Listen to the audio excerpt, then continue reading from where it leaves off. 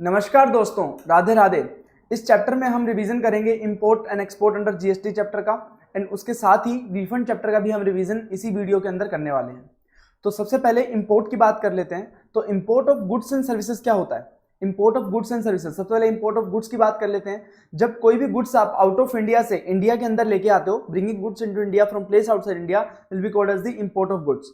उस पे क्या है, ये भी इंटरस्टेट सप्लाई है, इंटरस्टेट सप्लाई है, इस पे भी आईजीएसटी लगेगा। तो इसको कलेक्ट कैसे करेंगे? जैसे ही आपका गुड्स पोर्ट पे आएगा तो आप पोर्ट से अपना गुड्स अगर छुड़ाने जाओगे तो जो कस्टम ऑफिसर होगा वो आपको गुड्स तभी देगा जब आप कस्टम ड्यूटी एंड आईजीएसटी का पेमेंट करके आओगे। तो वहां पे आपसे कस्टम ड्यूटी और आईजीएसटी कलेक्ट कर लिया जाएगा ऑन दी पोर्ट ही, ठीक है। तो कस्टम पोर्ट पे ही आपका ये दोनों का पेमेंट हो जाएगा। अब उसके बाद अगर इंपोर्ट ऑफ सर्विस की बात आती है तो इंपोर्ट ऑफ सर्विस तब होता है जब सर्विसेज का सप्लायर आउटसाइड इंडिया हो और रेसिपिएंट इन इंडिया हो। मतलब इंडिया का कोई बंदा बाहर से कोई सर्विसेज ले रहा है तो उसे बोलते हैं इंपोर्ट ऑफ सर्विस। तो ये भी इंटरस्टेट सप्लाई होती है, इस पे भी आईजीएसटी लगता है। ध्यान रखिएगा, कस्टम ड्यूटी हमेशा गुड्स पे लगता है, सर्विसेज पे कभी भी कस्टम ड्यूटी नहीं लगता है। और जो भी आप टैक्स पे करोगे इंपोर्ट ऑफ सर्विसेज या गुड्स पे, उसका भी आपको क्रेडिट मिल जाता है, इनपुट टैक्स क्रेडिट मिल जाता है इन दी आईजीएसटी फॉर्म में जो आपने पे किया है। बट अगर आपने कस्टम ड्यूटी पे की है, कस्टम ड्यूटी का आपको आईटीसी नहीं मिलता है, पर आईजीएसटी का आपको आईटीसी मिल जाएगा। अब आगे बात कर लेते हैं, जो हमने सप्लाई ऑफ सर्विस की बात करी, इंपोर्ट ऑफ सर्विस की बात करी, तो इंपोर्ट ऑफ सर्विस को हमने डिस्कस किया था सप्लाई चैप्टर में। तो सप्लाई चैप्टर में हमने बोला था कि अगर इंपोर्ट ऑफ सर्विस के केस में कंसिडरेशन इन्वॉल्व है, अगर कंसिडरेशन इन्वॉल्व है तो ऐसे केस में भले वो बिजनेस के लिए हो, भले बिजनेस के लिए ना हो, वो सप्लाई माना जाएगा, और सप्लाई माना जाएगा तो अकॉर्डिंगली टैक्सेबिलिटी आएगी। और जब वहां पे कंसिडरेशन नहीं है, कंसिडरेशन इन्वॉल्व नहीं है, ऐसे केस में अगर आप बिजनेस के लिए खरीदते हो, इंपोर्ट ऑफ सर्विस बिजनेस के लिए करते हो और किसी रिलेटेड पर्सन से कर रहे हो, ऐसे केस में उसे क्या माना जाएगा? सप्लाई, अदरवाइज उसे सप्लाई नहीं माना जाएगा। देन उसके बाद हम आ जाते हैं ओआईडीएआर सर्विसेज। ओआईडीएआर सर्विसेज क्या होती हैं? इनका पूरा नाम है online information and database access and retrieval services. तो ऐसी सर्विसेज जो कि पूरी की पूरी इंटरनेट के ऊपर प्रोवाइड कराई जाती है और जो पूरी की पूरी ऑटोमेटेड होती है, उसमें कोई भी ह्यूमन इंटरवेंशन नहीं होता और विदाउट आईटी के प्रोवाइड करना पॉसिबल नहीं होता। जैसे अगर आप देखो नेटफ्लिक्स का जो स्ट्रीमिंग प्लेटफॉर्म है, उस पर आप कोई भी मूवीज वगैरह देख रहे हो, उसका सब्सक्रिप्शन ले रहे हो, तो क्या उसमें आपको कोई भी ह्यूमन इंटरवेंशन इन्वॉल्व है? कोई भी ह्यूमन इंटरवेंशन इन्वॉल्व नहीं है, पूरा आईटी के थ्रू प्रोवाइड कराई जा रही है। ऐसी सर्विसेज क्या होती हैं? ओआईडीएआर सर्विसेज। अब इसमें जो प्लेस ऑफ सप्लाई होता है वो लोकेशन ऑफ द रेसिपिएंट होता है, ये हमने प्लेस ऑफ सप्लाई चैप्टर में भी डिस्कस किया है। अब इसकी टैक्सेबिलिटी कैसे होती है? इसमें बोला गया है कि अगर रेसिपिएंट है नॉन टैक्सेबल ऑनलाइन रेसिपिएंट, मतलब जो रिसीव करने वाला व्यक्ति है वो नॉन टैक्सेबल है। नॉन टैक्सेबल कौन होता है? जो या तो रजिस्टर्ड नहीं है या फिर रजिस्टर्ड करने के लिए लायबल भी नहीं है। अगर मैं एक कंज्यूमर हूं, तो मैं अगर नेटफ्लिक्स की सर्विसेज ले रहा हूं तो सिर्फ क्योंकि मैं नेटफ्लिक्स की सर्विसेज ले रहा हूं इसके लिए ये तो मतलब नहीं है ना कि मैं रजिस्टर हो जाऊंगा जीएसटी में। मुझे रजिस्ट्रेशन की कंप्लायंस करने की जरूरत नहीं है, क्योंकि मैं बिजनेस ही नहीं करता हूं, मैं कोई काम धंधा ही नहीं करता, तो मेरे को रजिस्ट्रेशन करवाने की जरूरत ही नहीं है। तो मैं कहलाऊंगा नॉन टैक्सेबल। अब नॉन टैक्सेबल हूं, ऑनलाइन सर्विसेज बोल रहा हूं, तो उसे बोलते हैं नॉन टैक्सेबल ऑनलाइन रेसिपिएंट। तो ऐसे केस में अगर ऐसे किसी व्यक्ति को सर्विसेज प्रोवाइड कराई जा रही है ओआईडीएआर की, देन इसका जो चार्जेबिलिटी है फॉरवर्ड चार्ज मैकेनिज्म में आएगा, और जो सर्विस प्रोवाइडर है उसको कंपल्सरी रजिस्ट्रेशन लेना पड़ेगा और उस पर टैक्स पे करना पड़ेगा। और अगर ये सर्विसेज प्रोवाइड कराई जा रही हैं other than non taxable online recipient को, ऐसे केस में जो इसकी टैक्सेबिलिटी होगी वो रिवर्स चार्ज मैकेनिज्म में होगी, और इसमें टैक्स कौन पे करेगा? सर्विसेज रिसीव करने वाला व्यक्ति। हाँ जी। तो अब ये कौन कौन सी ओआईडीएआर सर्विसेज होती हैं? अब अगर आप पीडीएफ डॉक्यूमेंट मैन्युअली आपको ईमेल किया जा रहा है बाय द सर्विस प्रोवाइडर, तो जब मैन्युअली किया जा रहा है तो ऐसे केस में देखो मैनुअल है, ह्यूमन इंटरवेंशन इन्वॉल्व है, तो ऐसे केस में वो ओआईडीएआर सर्विसेज नहीं हो सकती। अगर आपको ऑटोमेटिक मेल्स आ रहे हैं तो ऐसे केस में वो ओआईडीआर सर्विसेज कहलाएगी। अगर आप पीडीएफ ऑटोमेटिकली डाउनलोड कर पा रहे हो वेबसाइट से, मतलब कोई भी ह्यूमन इंटरवेंशन इन्वॉल्व नहीं है, तो वो ओआईडीआर सर्विसेज है, उसका आप पैसा दे रहे हो। अब फोटोग्राफ अगर आप ऑनलाइन डाउनलोड कर रहे हो, कोई भी फोटोग्राफ डाउनलोड कर रहे हो, तो ऐसे केस में कोई भी ह्यूमन इंटरवेंशन इन्वॉल्व नहीं है, तो ऐसे केस में ओआईडीआर सर्विसेज हो गया। अगर आपको कोई ऑनलाइन कोर्सेज प्रोवाइड कराए जा रहे हैं एजुकेशन रिलेटेड और उसके साथ आपको पीडीएफ भी दी जा रही है, तो ऐसे केस में कोई भी ह्यूमन इंटरवेंशन इन्वॉल्व नहीं है, ऑनलाइन कोर्सेज है, ऑनलाइन पीडीएफ है, तो ये ओआईडीआर सर्विसेज होएगा। बट अगर इसके साथ साथ लाइव ट्यूटर आपके डाउट्स वगैरह भी सॉल्व करता है या फिर इंटरेक्शन करता है, तो ऐसे केस में ह्यूमन इंटरवेंशन इन्वॉल्व हो गया, ऐसे केस में इसे ओआईडीआर सर्विसेज नहीं बोल सकते। अब जब नेटफ्लिक्स ने मुझे सर्विसेज प्रोवाइड कराई तो मैंने बोला कि नेटफ्लिक्स को टैक्स पे करना पड़ेगा, वो सप्लायर होगा, ठीक है। अब एक और बात आ गई कि अगर मान लो मैं टाटा स्काई की वेबसाइट पे विजिट करता हूं और मुझे वहां पे ऑफर दे रखे हैं कि आप टाटा स्काई के थ्रू भी नेटफ्लिक्स का सब्सक्रिप्शन खरीद सकते हो, तो ऐसे केस में टाटा स्काई क्या हुआ, एक तरह से इंटरमीडियरी हुआ। तो जब इंटरमीडियरी कोई आपको ओआईडीआर सर्विसेज प्रोवाइड की फैसिलिटी दे रहा है, तो ऐसे केस में वो बंदा भी क्या माना जाएगा, सप्लायर माना जाएगा। मतलब आपके लिए रेंज सर्विस कर रहा है तो वो बंदा आपका सप्लायर हो जाएगा, मतलब टाटा स्काई वाला उन ओआईडीआर सर्विसेज का सप्लायर हो जाएगा। बट अगर 4 कंडीशन फुलफिल हो जाती हैं तो ऐसे केस में हम टाटा स्काई को नहीं बल्कि नेटफ्लिक्स को ही सर्विस प्रोवाइडर मानेंगे। वो कौन कौन सी 4 सर्विस कंडीशंस हैं? सबसे पहली, जो इनवॉइस इशू किया गया बाय द टाटा स्काई या फिर बोल सकते हैं इंटरमीडियरी, उसमें उसने स्पेसिफिकली लिखा कि कौन कौन सी सर्विसेज हैं और कौन इसका सर्विस प्रोवाइडर है। नेटफ्लिक्स सर्विस प्रोवाइडर है, वो आपको स्ट्रीमिंग सर्विसेज देगा, ये ऐसा उसने लिखा। दूसरा, उसने आपसे पेमेंट कलेक्ट नहीं किया, पेमेंट डायरेक्टली नेटफ्लिक्स के पास चला गया। इंटरमीडियरी कोई भी उसकी रिस्पॉन्सिबिलिटी नहीं लेता सर्विसेज की, उसने बोला सर्विसेज नेटफ्लिक्स ही प्रोवाइड कराएगा, हम उसकी कोई रिस्पॉन्सिबिलिटी नहीं देते, नॉट ऑथराइज डिलीवरी। देन उसकी टर्म्स एंड कंडीशन जो भी हैं वो इंटरमीडियरी ने सेट नहीं करी है बल्कि सप्लायर ने सेट करी है। अगर ये चारों कंडीशन सेटिस्फाई हो जाती हैं, इसका मतलब इंटरमीडियरी का कोई रोल ही नहीं है, वो तो जस्ट एक प्लेटफॉर्म प्रोवाइड कर रहा है। तो ऐसे केस में supplier will be Netflix only. उसके बाद बात आ जाती है जीरो रेटेड सप्लाई की। जीरो रेटेड सप्लाई क्या होती है? जीरो रेटेड सप्लाई होती है या तो आप export of goods and services कर रहे हो, export of goods and services कर रहे हो, या फिर सप्लाई ऑफ गुड्स और सर्विसेज किसको कर रहे हो? एसईजेड यूनिट और एसईजेड डेवलपर को फॉर देयर ऑथराइज्ड ऑपरेशंस। तो मतलब गवर्नमेंट कुछ सप्लाईज को प्रमोट करना चाहती थी, तो ऐसी सप्लाईज को उन्होंने जीरो रेटेड सप्लाई में रखा है। तो वो प्रमोट कैसे कर रहे हैं? तो उन्होंने बोला कि अगर export of goods and service है या फिर सप्लाई ऑफ गुड्स और सर्विसेज टू एसईजेड यूनिट या डेवलपर है, तो ऐसे केस में वो जीरो रेटेड सप्लाई कहलाएंगी। जीरो रेटेड सप्लाई क्यों होंगी? इसका मतलब क्या है? इसका मतलब ये है कि इस पे आप भले ही एक बार टैक्स तो पे करोगे, पर आपका इसके ऊपर जो बर्डन है वो जीरो कर दिया जाएगा, टैक्स का बर्डन नहीं आएगा इस सप्लाई पे।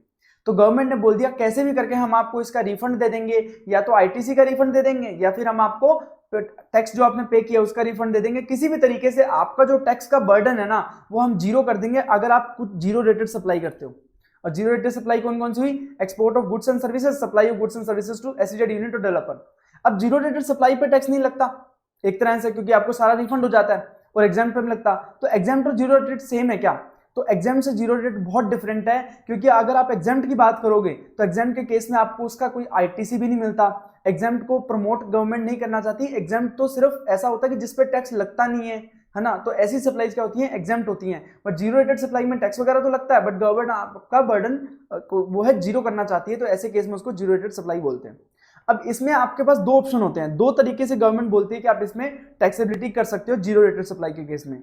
सबसे पहले आप सप्लाई करो बॉन्ड और एलयूटी के साथ, आपको आईजीएसटी पे करने की जरूरत नहीं है। तो गवर्नमेंट ने बोला जब आप एक्सपोर्ट करोगे एसईजेड डेवलपर यूनिट को दोगे, तब आप टैक्स मत पे करो, आईजीएसटी जो लगता है वो पेमेंट मत करो आईजीएसटी का, आप डायरेक्टली एलयूटी या बॉन्ड हमें प्रोवाइड कर दो, एक सिक्योरिटी प्रोवाइड कर दो कि आप बाद में जाके एक्सपोर्ट कर दोगे। कहने का मतलब गवर्नमेंट को आपके ऊपर ट्रस्ट नहीं, गवर्नमेंट बोलती है कि जब आप एक्सपोर्ट कर दोगे, ठीक है, अगर आप एक्सपोर्ट करने जा रहे हो कोई बात नहीं, आप आईजीएसटी मत पे करो, बट साथ में आपको बॉन्ड और सिक्योरिटी देना पड़ेगा, बॉन्ड या एलयूटी देना पड़ेगा। तो अगर आप सप्लाई अंडर बॉन्ड या एलयूटी करते हो तो आपको आईजीएसटी पे करने की जरूरत नहीं है। तो इस केस में ट्रांजेक्शन कैसे होगा? मान लो आपने एक्सपोर्ट ऑफ गुड्स किया एट द रेट ऑफ 18%, 10,000 के गुड्स थे, 1800 रुपए जीएसटी हुआ, 11,800 का आपने एक्सपोर्ट किया, और इनपुट आपने जो यूज किए उसमें 5,000 के इनपुट थे, जिसपे 900 रुपए का आईटीसी आपने मतलब इनपुट टैक्स आपने पे किया, टोटल 5,900 हुआ। तो आपकी जेब पे टैक्स का इंपैक्ट देखते हैं। देखो गवर्नमेंट ने बोला जब आप एक्सपोर्ट करोगे तब आपको आईजीएसटी पे करने की जरूरत नहीं है, तो मतलब आपका आउटपुट टैक्स का कुछ भी बर्डन नहीं आया, तो ये तो हो गया जीरो। बट जब आपने इनपुट खरीदे थे तो इनपुट पे आपको 900 रुपए का जो इनपुट टैक्स पे करना पड़ा था वो आपकी जेब पे बर्डन आ गया। अब जेब पे बर्डन आ गया, बट आपके पास आउटपुट टैक्स तो कुछ है ही नहीं, आपके पास आउटपुट टैक्स कुछ है ही नहीं जिसके अगेंस्ट आप आईटीसी को यूज कर पाओ। आपने इनपुट टैक्स पे तो कर दिया, बट गवर्नमेंट ने बोला आप आउटपुट पे टैक्स मत पे करना, तो ऐसे केस में आपके पास आउटपुट टैक्स ही नहीं है जिसके अगेंस्ट आप इनपुट को यूटिलाइज कर पाओ। तो ऐसे केस में आपको तो 900 रुपए की चपत लग गई। तो गवर्नमेंट ने बोला कोई बात नहीं, अगर आपके पास आईटीसी कलेक्ट हो गई है क्योंकि आपके पास आउटपुट टैक्स नहीं है, तो ऐसे केस में हम पूरी की पूरी वो जो आईटीसी है वो आपको रिफंड कर देंगे। तो गवर्नमेंट ने क्या किया, जो मेरा आईटीसी जो 900 रुपए का इनपुट टैक्स मैंने पे किया था और एक्यूमुलेट हो गया था वो मेरे को रिफंड कर दिया, तो मेरा नेट टैक्स इंपैक्ट क्या आया? जीरो आया। तो ऐसे केस में मेरे को आईजीएसटी भी पे नहीं करना पड़ा और मेरा जो टैक्स का जो इंपैक्ट है वो जीरो आया, और आप जो अनयूटिलाइज आईटीसी का जो क्लेम है वो रिफंड कर पाए। ये किस में होता है? ये रूल 89(4) में होता है। ये अपन आगे जाके रिफंड चैप्टर में डिस्कस करेंगे कि रूल 89(4) में ये कैसे होता है। देन दूसरी बात आती है आप supply with payment of IGST कर दो। एक बार आप पेमेंट कर दो आईजीएसटी का, बाद में आपको रिफंड दे देंगे। अब इसमें क्या होता है, आपको पहले तो आउटपुट टैक्स पे भी लायबिलिटी पे करनी पड़ेगी, तो आपके जेब से गए 1800 रुपए। अब 1800 रुपए में से आपने 900 रुपए का तो इनपुट टैक्स ले रखा था, तो वो जो क्रेडिट ले रखा था आपने उसको यूटिलाइज कर लिया 1800 रुपए के पेमेंट में, तो एक्चुअल में जो आपने आउटपुट पे टैक्स पे किया आपकी जेब से गया वो 900 रुपए गया। बट 900 रुपए आपने इनपुट पे भी तो टैक्स पे किया था, तो वो भी 900 रुपए हो गया। टोटल आपका 1800 रुपए का बर्डन आपकी जेब पे आ गया। अब गवर्नमेंट बोलते हैं कि हम इसको जीरो कर देंगे। अब जीरो कर देंगे तो उनको गवर्नमेंट को क्या करना पड़ेगा, जो पूरा टैक्स बनता था आउटपुट सप्लाई पे वो पूरा का पूरा रिफंड करना पड़ेगा, मतलब 1800 रुपए रिफंड करने पड़ेंगे। तो ऐसे केस को क्या बोलते हैं, supply with payment of IGST. ऐसे केस में आपने पहले ही टैक्स पे कर दिया तो आपका बॉन्ड और एल्यूटी सबमिट करने की जरूरत नहीं है। अब ये जो आपको मिलता है, इस पे जो रिफंड मिलता है आईजीएसटी का, वो रिफंड आपको कस्टम के थ्रू मिलता है। और कस्टम में जैसे ही आप बिल ऑफ सप्लाई मतलब बिल ऑफ एक्सपोर्ट या फिर शिपिंग बिल सबमिट करते हो एक्सपोर्ट करने के लिए, वैसे ही आपको रिफंड ये प्रोसेस कर दिया जाता है, मान लिया जाता है कि आपने रिफंड की एप्लीकेशन फाइल कर दी है। अब इसके बाद इसका जो डिटेल डिस्कशन है कि रिफंड कैसे लिया जाता है वो अपन रिफंड चैप्टर में डिस्कस करेंगे। और जो मान लो अगर आप जीरो रेटेड सप्लाई का एक्सपोर्ट कर रहे हो, मतलब आप कोई जीरो रेट सप्लाई कर रहे हो जो कि एग्जेम्प्ट है, मान लीजिए आप कोई बुक्स प्रिंट करते हो और आप बुक्स जो पब्लिश करवाते हो ना, वो बुक्स को आप एक्सपोर्ट करते हो, तो बुक्स एक एग्जेम्प्ट सप्लाई है, बट बुक्स को आप एक्सपोर्ट कर रहे हो, तो जब एक्सपोर्ट कर रहे हो ऐसे केस में वो जीरो रेटेड सप्लाई कहलाएगी। तो ऐसे केस में भले ही वो एग्जेम्प्ट है books, but zero rated supply है, तो ऐसे केस में आपको आईटीसी का भी रिफंड मिल जाएगा और टैक्स तो उस पर लगेगा ही नहीं, वैसे भी आउटपुट टैक्स तो जीरो हो गया। और अगर मान लो आपका आईटीसी एक्यूमुलेट हो जाता है उस केस में, तो उस आईटीसी का भी आपको रिफंड मिल जाएगा, भले ही वो एग्जेम्प्ट सप्लाई थी। उसके बाद बात करते हैं एक्सपोर्ट ऑफ गुड्स की। एक्सपोर्ट ऑफ गुड्स मतलब गुड्स को आप इंडिया से बाहर लेके जा रहे हो, ठीक है, वो एक्सपोर्ट होता है। बट एक डीम्ड एक्सपोर्ट करके भी कंसेप्ट होता है, जिसमें गवर्नमेंट बोलती है कि कुछ ऐसे चीजें हैं जहां पे हम एक्सपोर्ट मान लेंगे, भले ही आप गुड्स को इंडिया से बाहर नहीं लेके जा रहे हो। मतलब ऐसे कौन कौन से केसेस हैं, उसमें बोला कि गुड्स मैन्युफैक्चर होने चाहिए इंडिया में मैन्युफैक्चर है, और गुड्स को भले ही आप बाहर नहीं लेके जा रहे हो, आउट ऑफ इंडिया नहीं लेके जा रहे हो, तब भी हम मान लेंगे कि एक्सपोर्ट हो गए हैं। कौन कौन से केसेस में, अगर सप्लाई ऑफ गुड्स किया गया है अगेंस्ट द एडवांस ऑथराइजेशन, या फिर सप्लाई ऑफ कैपिटल गुड्स किया गया है अगेंस्ट द ईपीसीजी ऑथराइजेशन, या फिर सप्लाई ऑफ गोल्ड किया गया बाय बैंक और public sector undertaking against advance authorisation. तो ये जो एडवांस ऑथराइजेशन ईपीसीजी ऑथराइजेशन ना, ये कौन इशू करता है, ये डीजीएफटी करता है, director general of foreign trade, ठीक है। अब इसके अगेंस्ट कोई सप्लाई ऑफ गुड्स या कैपिटल गुड्स या फिर गोल्ड हुआ है तो उसको हम डीम्ड एक्सपोर्ट मान लेंगे, भले ही वो आउट ऑफ इंडिया नहीं गया है। एक और होता है, अगर सप्लाई ऑफ गुड्स करते हो आप एक्सपोर्ट ओरिएंटेड यूनिट को या सॉफ्टवेयर टेक्नोलॉजी पार्क को, बायोटेक्नोलॉजी पार्क को, मतलब जो स्पेसिफिकली किसी चीज के प्रमोशन के लिए बनाए जाते हैं ना, जैसे कि एक एरिया बना दिया जिसमें हमने बोला कि सारी सॉफ्टवेयर कंपनीज काम करेंगी, उनको सॉफ्टवेयर टेक्नोलॉजी पार्क बोलते हैं। तो ऐसे कुछ एरियाज बना दिए जाते हैं। अगर ऐसे कुछ स्पेसिफिक एरिया जो कि एक्सपोर्ट ओरिएंटेड यूनिट है, सॉफ्टवेयर टेक्नोलॉजी पार्क है या फिर बायोटेक्नोलॉजी पार्क ऐसे वगैरह हैं, तो अगर इनको कुछ गुड्स सप्लाई किए गए हैं तो ऐसे केस में इनको क्या बोलेंगे, डीम्ड एक्सपोर्ट बोलेंगे, भले ही इसमें गुड्स आउट ऑफ इंडिया नहीं गए हैं। ऐसे केस में आपके पास टैक्स नहीं पे करने का कोई ऑप्शन नहीं है, आपके पास बॉन्ड और एल्यूटीज जमा करवाने का कोई ऑप्शन नहीं है। आपको एक बार पूरा का पूरा आईजीएसटी पे करना पड़ेगा और बाद में आप इसका क्लेम रिफंड कर सकते हो, ठीक है। आप बाद में उसका रिफंड क्लेम कर सकते हो, एक बार आपको पूरा पूरा आईजीएसटी पे करना पड़ेगा। ऊपर की तरह दो ऑप्शन नहीं है, आपका सिर्फ एक ही ऑप्शन, आप आईजीएसटी पे करके बाद में इसका रिफंड ले लो। एक्सपोर्ट ऑफ सर्विस की बात कर लेते हैं। एक्सपोर्ट ऑफ सर्विस कब होता है, जब सप्लायर इंडिया में हो, रेसिपिएंट आउटसाइड इंडिया हो, place of supply outside India हो। सप्लायर इंडिया में है, recipient outside India, place of supply भी आउटसाइड इंडिया है। पेमेंट जो आपको रिसीव हुई है वो फॉरेक्स में रिसीव हुई है, फॉरेक्स में मतलब फॉरेन करेंसी में रिसीव हुई है। बट अगर आरबीआई परमिट कर देता आईएनआर में लेने के लिए, तो ऐसे केस में आप आईएनआर में भी रिसीव कर सकते हो, जैसे कि नेपाल के केस में किया हुआ है। Supplier and recipient distinct person नहीं है, एस्टेब्लिशमेंट ऑफ डिस्टिंक्ट पर्सन नहीं है, ऐसे केस में उसको एक्सपोर्ट ऑफ सर्विस मान लिया जाएगा। उसके बाद बात कर लेते हैं कि बॉन्ड और एल्यूटी क्या होता है और इसको सबमिट करवाना क्या प्रोसीजर है, क्या पूरा कंसेप्ट क्या है। तो बॉन्ड और एल्यूटी की अगर बात करें तो बॉन्ड और एल्यूटी होते क्या है। एल्यूटी मतलब लेटर ऑफ अंडरटेकिंग, जब कोई टैक्सेबल पर्सन अपने लेटर हेड पे लिख के दे देता है, कोई अंडरटेकिंग दे देता है कि अगर ऐसी कंडीशन मैंने सेटिस्फाई नहीं करी तो मैं पूरा का पूरा अमाउंट पे करूंगा या फिर इंटरेस्ट के साथ पे करूंगा। जब खुद के लेटर हेड पे लिख के देता है ना, उसे बोलते हैं लेटर ऑफ अंडरटेकिंग। और जब कोई व्यक्ति स्टैम्प पेपर पे लिख के देता है कि अगर मैंने ये कंडीशन फॉलो नहीं करी तो मैं ये पेमेंट कर दूंगा या ये चीजें करूंगा, तो ऐसे को बोलते हैं बॉन्ड। मतलब अगर आप कोई नॉर्मल पेपर पे अपने लेटर हेड पे आप लिख के दे रहे हो कि मैं कुछ ये कंडीशन सेटिस्फाई नहीं करी या कोई अंडरटेकिंग दे रहे हो तो उसे बोलते हैं letter of undertaking. But at the same time अगर आप यही चीज बॉन्ड पे करके दे रहे हो, स्टैम्प पेपर पे करके दे रहे हो, तो उसे बोलते हैं बॉन्ड। अब एक्सपोर्टर होता है ना, तो गवर्नमेंट को एक्सपोर्टर पे भरोसा नहीं है, ठीक है। गवर्नमेंट ने बोला कि आप जब एक्सपोर्ट करोगे और आप हमें टैक्स भी पे नहीं कर रहे हो, ठीक है, आउटपुट पे टैक्स भी पे नहीं कर रहे हो, और ऐसे केस में गवर्नमेंट ने बोला कि कल को आपने, अभी तो आप बोल रहे हो कि एक्सपोर्ट करेंगे, बट गवर्नमेंट ने बोला अगर बाद में एक्सपोर्ट नहीं किया तो, क्योंकि एक्सपोर्ट ऑफ गुड्स में हम क्या चाहते हैं, गुड्स इंडिया के बाहर चले जाएं।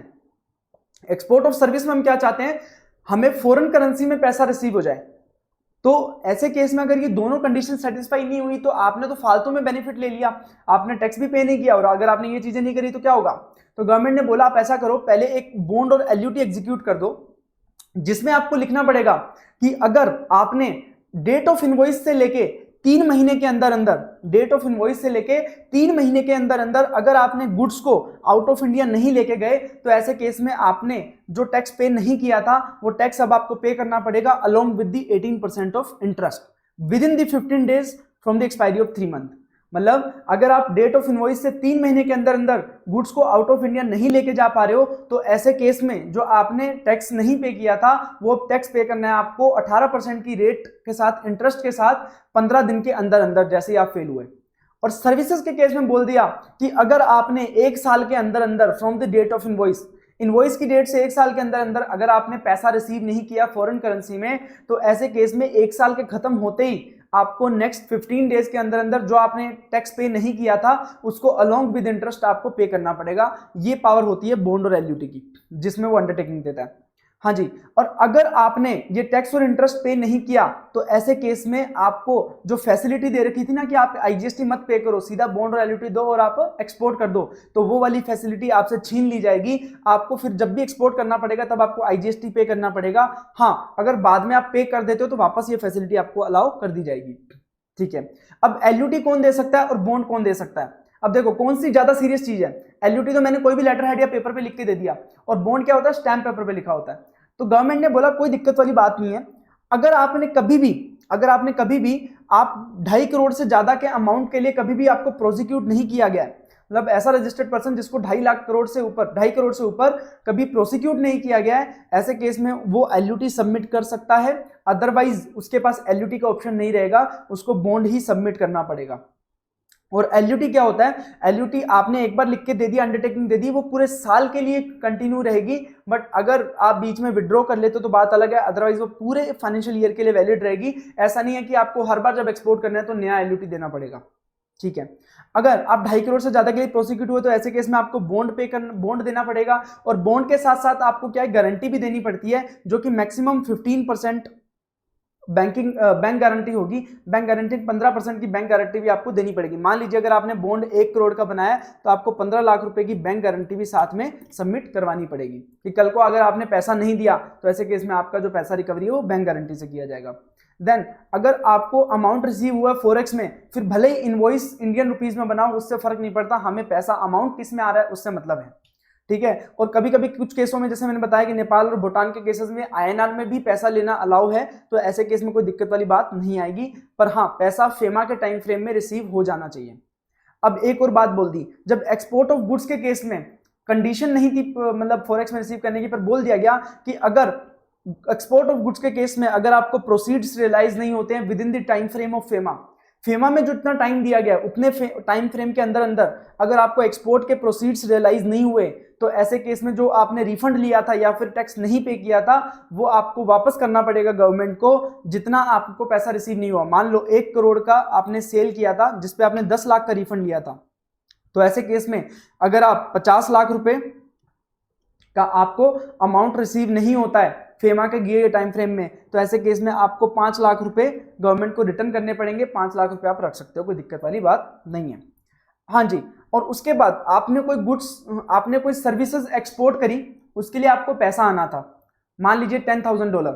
अब उसके अगेंस्ट आपने कुछ सर्विसेज इंपोर्ट भी करी, सो दैट उस एक्सपोर्ट ऑफ सर्विस को कंप्लीट किया जा सके। तो अगर एक्सपोर्ट ऑफ सर्विस के लिए ही कोई आपने इंपोर्ट ऑफ सर्विस करी है, और ऐसे केस में आपने मान लीजिए यूएस को एक्सपोर्ट करने वाले थे, वहां से आपको 10,000 USD आने वाले थे, और आपने इंपोर्ट भी यूएस से ही किया जहां पे 2000 यूएसडी आपको पे करने हैं, तो ऐसे केस में अगर आप 2000 का यूएसडी का पेमेंट डायरेक्टली वहीं से करके नेट रियलाइजेशन अगर 8000 यूएसडी भी हो जाता है, तो ऐसे केस में हम मानेंगे कि आपने पूरा का पूरा पैसा रिकवर कर लिया है।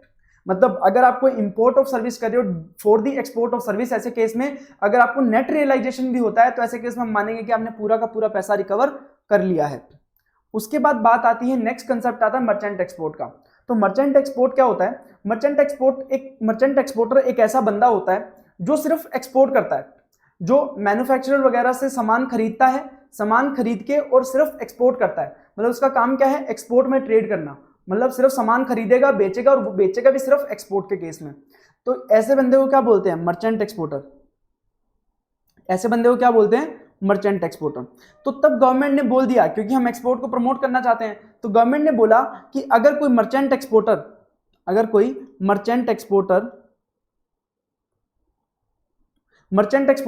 कोई सामान खरीदता है मर्चेंट ट्रेडर, मैन्युफैक्चरर या ट्रेडर से, तो अगर मैन्युफैक्चरर जो या ट्रेडर जिससे सामान खरीदा है, अगर वो रजिस्टर्ड सप्लायर है और मर्चेंट एक्सपोर्टर भी रजिस्टर्ड रेसिपिएंट है, तो ऐसे केस में सारी अगर नीचे वाली कंडीशन फुलफिल होती हैं, तो ऐसे केस में टैक्स रेट पूरा लगाने की जरूरत नहीं है। सिर्फ 0.05% प्लस 0.05%, मतलब 0.1% टैक्स पे करके आप उनको सप्लाई कर सकते हो मर्चेंट एक्सपोर्टर को। मर्चेंट एक्सपोर्टर आगे जाके क्या करेगा? एक्सपोर्ट करेगा। तो और जो आपने जो 0.10% टैक्स पे किया ना, इसको भी आप बाद में जाके रिफंड ले सकते हो। तो कंडीशन क्या क्या फुलफिल होनी चाहिए? मतलब इतना कम रेट दे दिया है हमें कि इतने कम रेट पे आप सप्लाई कर सकते हो, तो इसको भी रिफंड ले सकते हो। तो ऐसी क्या कंडीशन फुलफिल करनी पड़ेंगी? उसके लिए बोल दिया गया कि सप्लायर रजिस्टर्ड होना चाहिए और सप्लायर मर्चेंट भी रजिस्टर्ड होना चाहिए और उसको सप्लाई करेगा टैक्स इनवॉइस पे। देन एक्सपोर्ट 90 डेज के अंदर अंदर हो जाना चाहिए, मतलब टैक्स इनवॉइस इशू करने के 90 डेज के अंदर अंदर अगर मर्चेंट एक्सपोर्टर एक्सपोर्ट नहीं कर पाया, तो ऐसे केस में फिर ये बेनिफिट नहीं मिलेगा। तो 90 डेज के अंदर अंदर आपको एक्सपोर्ट करना पड़ेगा। देन जो बिल ऑफ एक्सपोर्ट या फिर शिपिंग बिल जिसके थ्रू ये एक्सपोर्ट किया जाएगा माल, उस पे जीएसटीएन मेंशन किया जाएगा, सप्लायर का भी और मर्चेंट एक्सपोर्टर का भी। और जो रेसिपिएंट जो मर्चेंट एक्सपोर्टर है, merchant exporter export promotion council के साथ रजिस्टर्ड होना चाहिए। तो ये सारी बात करी हमने इंपोर्ट और एक्सपोर्ट के जो इंपॉर्टेंट पॉइंट्स थे या इंपॉर्टेंट कंसेप्ट्स थे, उनको रिवाइज किया। अब हम चलते हैं रिफंड पे। तो हम रिफंड कैसे लेंगे वो हम चीज डिस्कस करेंगे इस चैप्टर में। रिफंड कैसे लेंगे ये बात का मैटर है। सबसे पहले समझते हैं कि रिफंड किन किन केसेस में आपको मिल जाता है। तो रिफंड की हमने जब इंपोर्ट एक्सपोर्ट चैप्टर बात कर रहे थे, तो अपन ने बात की थी, अगर आप कोई एक्सपोर्ट कर रहे हो या सप्लाई कर रहे हो टू एसईजेड या यूनिट या डेवलपर, तो ऐसे केस में आपको जो आप आईजीएसटी का पेमेंट, वहां पे दो चीजें थी। एक तो अगर आप आईजीएसटी का पेमेंट कर रहे हो तो आपको पूरा का पूरा रिफंड मिल जाता था, आईजीएसटी जो आपने पे किया है। और दूसरी बात थी, अगर आपने मान लो पूरा टैक्स का पेमेंट नहीं भी किया, तो ऐसे केस में क्योंकि आपके पास आउटपुट टैक्स नहीं था, इसलिए आप इनपुट टैक्स का यूटिलाइजेशन नहीं कर पाए, तो इनपुट टैक्स जो आपके आईटीसी लेजर में एक्यूमुलेट हो गया है, उसका भी आपको क्या मिल जाता था? रिफंड मिल जाता है। तो वो इसे क्या बोलते हैं? Refund of unutilised ITC in case of export supply to SEZ unit developer. तो देखो, वैसे जो आपके लेजर में अगर आईटीसी एक्यूमुलेट हो जाता है, तो नॉर्मली उसका आपको रिफंड नहीं मिलता है, बट दो केसेस में उनका रिफंड मिलता है। या तो आपने एक्सपोर्ट किया है, एक्सपोर्ट और एसईजेड यूनिट डेवलपर, जो कि अपन डिस्कस भी किया इंपोर्ट एक्सपोर्ट चैप्टर में। और दूसरी चीज, अगर आपका जो ये एक्यूमुलेट हुआ है वो किसकी वजह से हुआ है? इन्वर्टर ड्यूटी स्ट्रक्चर की वजह से।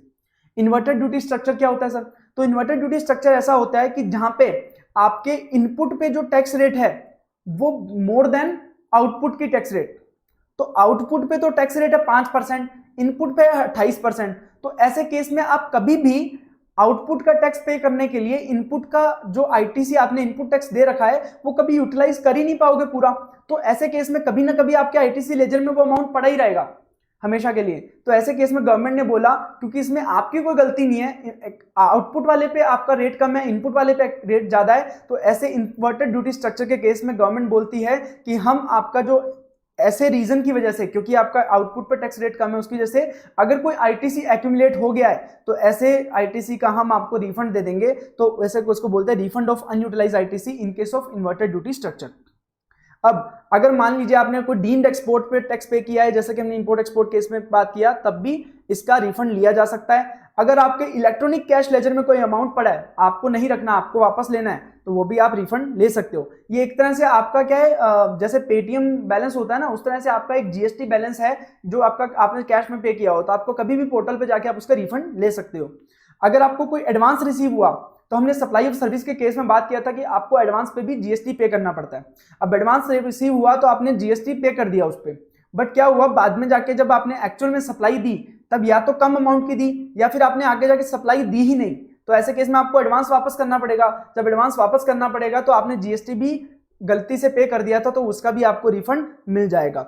देन अगर आपने मान लो गलती से आईजीएसटी पे कर दिया गवर्नमेंट को रादर देन सीजीएसटी एसजीएसटी, और या फिर सीजीएसटी एसडी पे कर दिया गलती से आईजीएसटी की जगह पे, तो ऐसे केस में आप जो गलती से पे किया उसका रिफंड ले लो और जो पे करना चाहिए तो उसको वापस पे कर दो।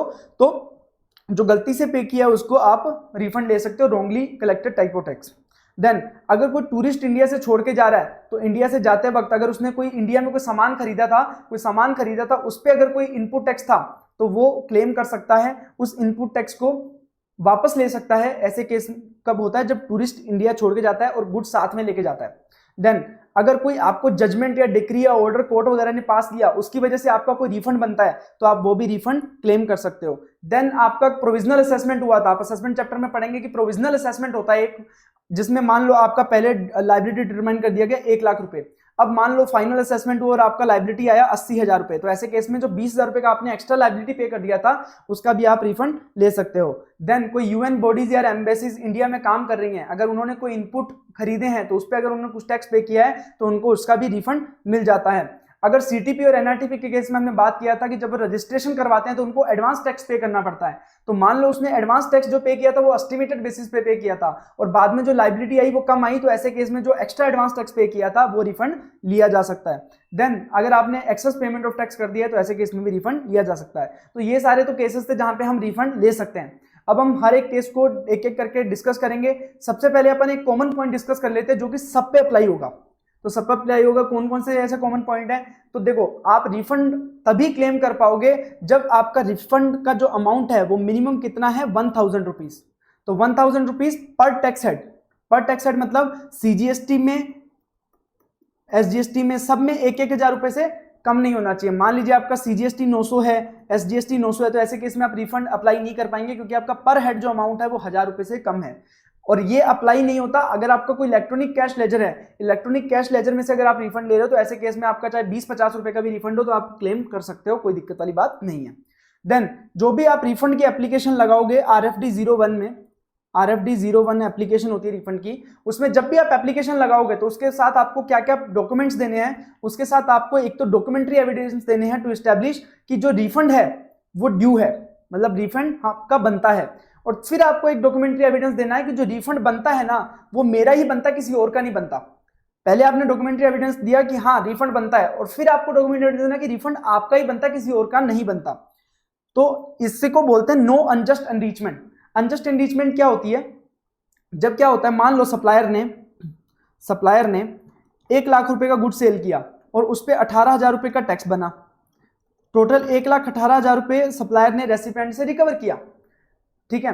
तो जब सप्लायर को 18,000 रुपए टैक्स आ गया, उसने गवर्नमेंट को जमा करवा दिया, तो सप्लायर ने उस टैक्स का कोई भी बर्डन बोर्ड नहीं किया।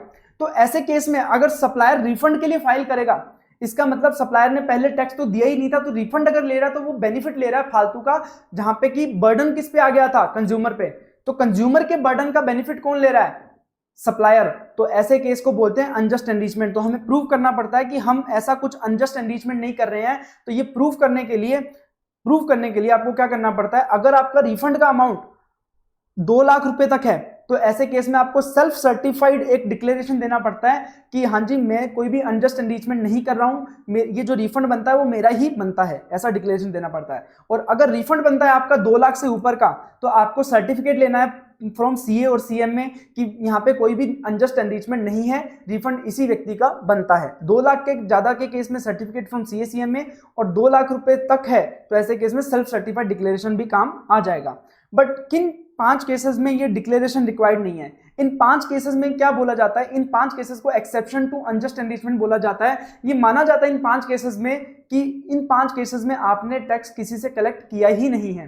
आप ये 5 में माना जाता है कि इसमें कभी भी अनजस्ट एनरिचमेंट नहीं होगी। किस किस केस में? अगर आपने एक्सपोर्ट के केस में जो टैक्स पे किया था उसका रिफंड ले रहे हो, आप एक्यूमुलेटेड आईटीसी का रिफंड ले रहे हो इन केस ऑफ एक्सपोर्ट, या फिर इन्वर्टेड ड्यूटी स्ट्रक्चर, या फिर रिफंड है जो रिफंड एडवांस पे आपने टैक्स पे किया था उसका रिफंड है, वो रिफंड ले रहे हो, रिफंड टैक्स ले रहे हो। उसके बाद आपने रॉन्ग टाइप का टैक्स कलेक्शन कर लिया था, अब दूसरे टाइप के कलेक्शन में पे करोगे बट इसका रिफंड ले रहे हो, और एक्सेस बैलेंस आपके कैश लेजर में पड़ा है अगर उसका रिफंड ले रहे हो, तो ऐसे केस में आपको ये डॉक्यूमेंट्री एविडेंस देने की जरूरत नहीं है, ना तो सेल्फ सर्टिफाइड डिक्लेरेशन, ना ही सर्टिफिकेट फ्रॉम CA/CMA। उसके बाद बात कर लेते हैं कि ये रिफंड आपको कब तक अप्लाई करना है। जो रिफंड अगर आप अप्लाई करोगे तो वो आपको within the 2 years from the relevant date आपको अप्लाई करना है, ठीक है। तो रिलेवेंट डेट से 2 साल के अंदर अंदर आपको रिफंड के लिए अप्लाई करना है। रिलेवेंट डेट क्या होगी, ये केस बाय केस बेसिस हम नीचे जाके अभी डिस्कस करने वाले हैं कि कौन से केस में कौन सी डेट रिलेवेंट डेट होगी। उसके 2 साल के अंदर अंदर आपको रिफंड के लिए अप्लाई करना है। बट हाँ, अगर आप रिफंड ले रहे हो इलेक्ट्रॉनिक कैश लेजर से तो फिर चाहे 4 साल हो गए, 5 साल हो गए, 10 साल हो गए, आप कभी भी रिफंड ले सकते हो। उसमें 2 साल का आप पे जो रिस्ट्रिक्शन है वो अप्लाई नहीं होता इन case of refund from electronic cash ledger. अब रिलेवेंट डेट क्या होती है, केस बाय केस बेसिस पे डिस्कस कर लेते हैं। अगर आपने गुड्स किए हैं एक्सपोर्ट, अगर गुड्स एक्सपोर्ट किए हैं और आपने किए हैं थ्रू एयर और वेसल, तो ऐसे केस में जिस दिन एयर और वेसल इंडिया छोड़ के जाएगा, अगर आपने किया है लैंड के थ्रू तो वो जब भी कस्टम फ्रंटायर पास करेगा जिस डेट पे, या फिर अगर पोस्ट के थ्रू भेजे हैं तो जिस दिन गुड्स डिस्पैच हो जाएंगे उस दिन को रिलेवेंट डेट माना जाएगा, और उसके 2 साल के अंदर अंदर आपको रिफंड के लिए अप्लाई करना है।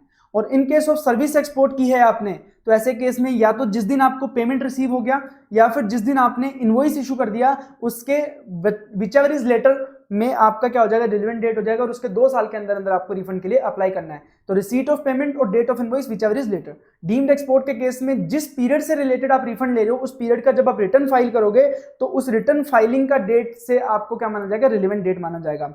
अगर कोई जजमेंट, डिक्री या ऑर्डर या डायरेक्शन के कारण आपको रिफंड अप्लाई हो रहा है तो जिस दिन वो जजमेंट, डिक्री या ऑर्डर या डायरेक्शन पास किया गया उस डेट को क्या, रिलेवेंट डेट माना जाएगा। अगर इन्वर्टेड ड्यूटी स्ट्रक्चर की वजह से अगर आपको एक्यूमुलेटेड आईटीसी का रिफंड मिल रहा है तो आप जिस पीरियड के लिए वो इन्वर्टेड ड्यूटी स्ट्रक्चर का रिफंड ले रहे हो उस पीरियड का जो ड्यू डेट है रिटर्न फाइलिंग का, मान लीजिए मार्च से रिलेटेड है तो उसका ड्यू डेट है 20 अप्रैल का, तो 20 अप्रैल का आपको क्या माना जाएगा, रिलेवेंट डेट माना जाएगा। देन अगर आपका प्रोविजनल असेसमेंट था जो फाइनलाइज हुआ है उसकी वजह से अगर आपको कोई रिफंड बनता है तो आपका जो फाइनल असेसमेंट का जो ऑर्डर पास होगा और उस ऑर्डर के थ्रू जो आपका रिफंड एडजस्ट होगा उस डेट ऑफ एडजस्टमेंट से आपका क्या माना जाएगा, रिलेवेंट डेट माना जाएगा।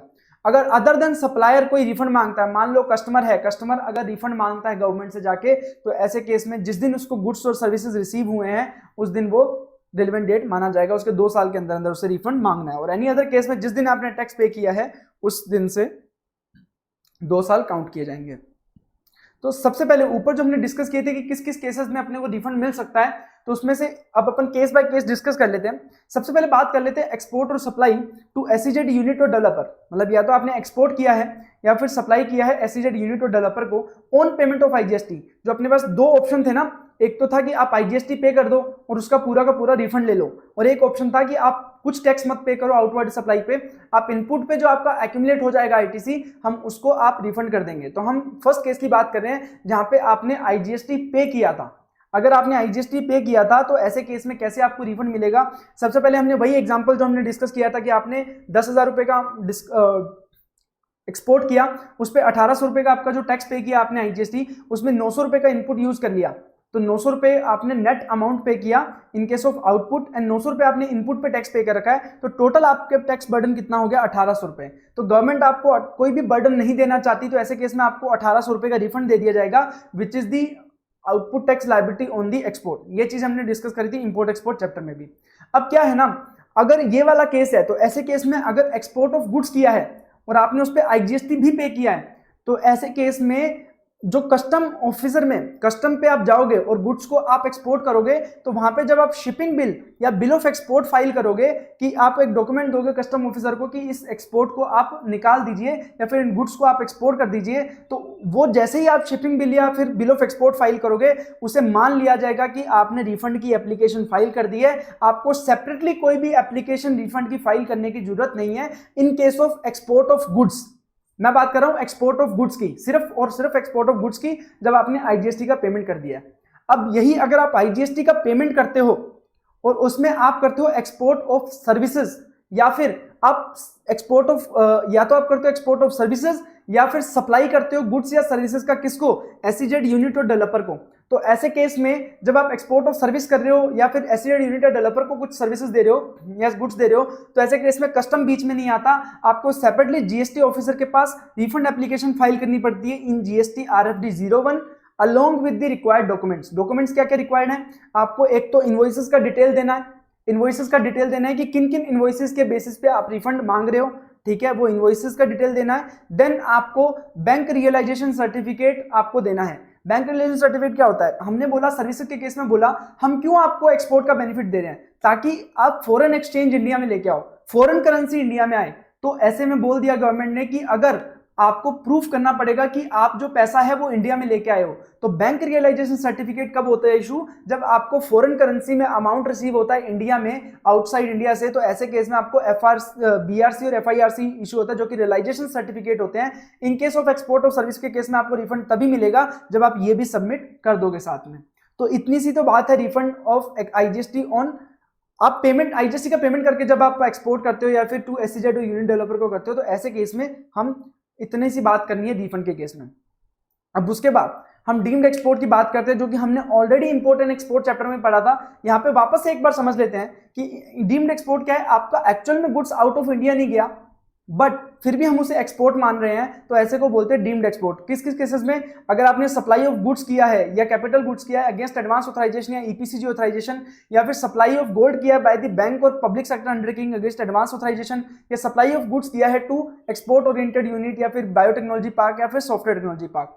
अब इसमें आपके पास बॉन्ड और LUT का ऑप्शन नहीं होता, आपको पूरा GST पे करना पड़ेगा और उसके बाद आप उसका रिफंड क्लेम कर सकते हो। अब रिफंड कौन क्लेम कर सकता है, तो मैं एक एग्जांपल देता हूं। इसमें होता क्या है, मिस्टर राम, तो मिस्टर जोड़े राम लिमिटेड करके एक कंपनी है, ठीक है, उसने डीम्ड एक्सपोर्ट किया। यहाँ पे एक्सपोर्ट ओरिएंटेड यूनिट थी, एक एक्सपोर्ट ओरिएंटेड यूनिट थी जिसका नाम ले लेते हैं श्याम लिमिटेड, श्याम लिमिटेड, ठीक है। तो राम लिमिटेड ने श्याम लिमिटेड को गुड्स सेल किए 10 लाख रुपए के, प्लस उस पर टैक्स लगाया 1,80,000 रुपए का, तो टोटल अमाउंट हो गया 11,80,000 रुपए का, ठीक है। तो ऐसे केस में ये दोनों ही यूनिट्स इंडिया में है, पर ये एक्सपोर्ट ओरिएंटेड यूनिट है रेसिपिएंट, तो ऐसे केस में ये मान लिया जाएगा कि डीम्ड एक्सपोर्ट है।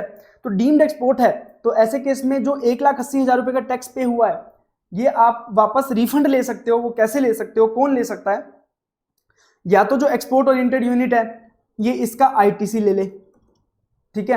अब ये क्या कर सकता है, इसने 1,80,000 रुपए राम लिमिटेड को पे किया, तो 1,80,000 रुपए यह क्या कर सकता है, ITC क्लेम कर सकता है। तो ऐसे केस में किसने ले लिया रिफंड, रेसिपिएंट ने ले लिया। कौन ले सकता है, रेसिपिएंट, ठीक है। अगर ये रेसिपिएंट क्लेम नहीं करता है, अगर मान लीजिए रेसिपिएंट ये ITC नहीं लेता है या फिर इसका रिफंड नहीं लेता है, तो ऐसे केस में supplier can claim the refund. तो ऐसे केस में क्या होगा, राम लिमिटेड क्या कर सकेगा, इसका रिफंड ले पाएगा। अब रिफंड देखो, यहाँ पे टैक्स तो पे कर दिया है 1,80,000 का, तो पूरा का पूरा 1,80,000 ये वापस क्या कर सकता है, रिफंड ले सकता है, ठीक है। बट अगर एक बार रेसिपिएंट ने ITC क्लेम कर लिया, तो फिर राम जो लिमिटेड है, जो कि इसका सप्लायर था, वो इस पे रिफंड नहीं ले पाएगा। एक इसके राम लिमिटेड के लिए एक नॉर्मल सप्लाई की तरह हो जाएगा। मान लीजिए इसको भूल जाइए कि डीम्ड एक्सपोर्ट है, फिर ये नॉर्मल सप्लाई की तरह हो जाएगा, क्योंकि एक बार रेसिपिएंट ने ITC क्लेम कर लिया, इसका मतलब एक नॉर्मल जो ट्रांजेक्शन होती है वो भी तो कुछ इस तरह ही होती है, तो नॉर्मल ट्रांजेक्शन की तरह ही ट्रीट किया जाएगा। उस केस में रेसिपिएंट ने ITC ले लिया, और अगर रेसिपिएंट ITC नहीं लेता है तो इन दैट केस सप्लायर इसका रिफंड ले सकता है, तो इसका सेपरेटेड डीम्ड एक्सपोर्ट की तरह ट्रीट होगा। अब अपन आगे बात करते हैं रिफंड ऑफ अनयूटिलाइज्ड ITC की। रिफंड ऑफ अनयूटिलाइज्ड ITC की, रिफंड ऑफ अनयूटिलाइज्ड ITC के केस में मैंने बात करी थी, तो अपन ने एक बात करी थी कि वो 2 केसेस में मिलता है, सिर्फ 2 ही केसेस में मिलता है। या तो कब, या तो आपने कोई जीरो रेटेड सप्लाई करी है। जीरो रेटेड सप्लाई क्या होता है, एक्सपोर्ट या फिर सप्लाई टू SEZ यूनिट और डेवलपर, या फिर आपका इन्वर्टेड ड्यूटी स्ट्रक्चर है, इन्वर्टेड ड्यूटी स्ट्रक्चर है। अब ध्यान रखिएगा, ऊपर जो हमने डीम्ड एक्सपोर्ट की बात करी ना, ये किस रूल से डील होता है, 89,4A,4B से। तो क्वेश्चन में डायरेक्टली लिखा आएगा कि 89,4A,4B में हमने किया है, जो भी क्लेम किया है रिफंड। अब बात कर लेते हैं जीरो रेटेड सप्लाई और इन्वर्टेड ड्यूटी स्ट्रक्चर की। तो जीरो रेटेड सप्लाई के लिए जो रूल है वो है 89 सब रूल 4, और इन्वर्टेड ड्यूटी स्ट्रक्चर के लिए है 89 सब रूल 5। तो ये रूल नंबर याद रखना पड़ेगा, तो ये रूल आपके काम आएगा। जीरो रेटेड सप्लाई 89 सब रूल 4 और यूनाइटेड स्ट्रक्चर 89 सब रूल 5। तो सबसे पहले बात कर लेते हैं जीरो रेटेड सप्लाई के केस में आपको एक्यूमुलेटेड आईटीसी का बेनिफिट कैसे मिलेगा।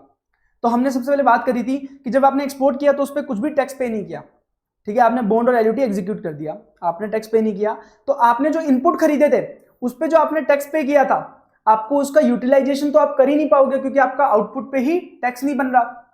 तो ऐसे केस में जो आपने इनपुट पे जो टैक्स लिया था, वो आपका जो इनपुट पे जो टैक्स पे किया था वो एक्यूमुलेट हो गया आपके आईटीसी लेजर में, तो उसको आप रिफंड क्लेम कर सकते हो एक्यूमुलेटेड आईटीसी का, वो इस रूल में हम डिस्कस करेंगे। तो जैसे इसने 1800 रुपए जो आउटपुट सप्लाई में बनता था वो तो पे किया नहीं, तो जीरो हो गया आउटपुट पे, पर आपने इनपुट पे जो 900 रुपए पे किया था वो आपका एक्यूमुलेट पड़ा क्योंकि आपके पास इसको यूटिलाइज करने के लिए आउटपुट टैक्स ही नहीं था। तो ऐसे केस में ये 900 रुपए का जो आप रिफंड लोगे इसे बोलते हैं refund of accumulated ITC.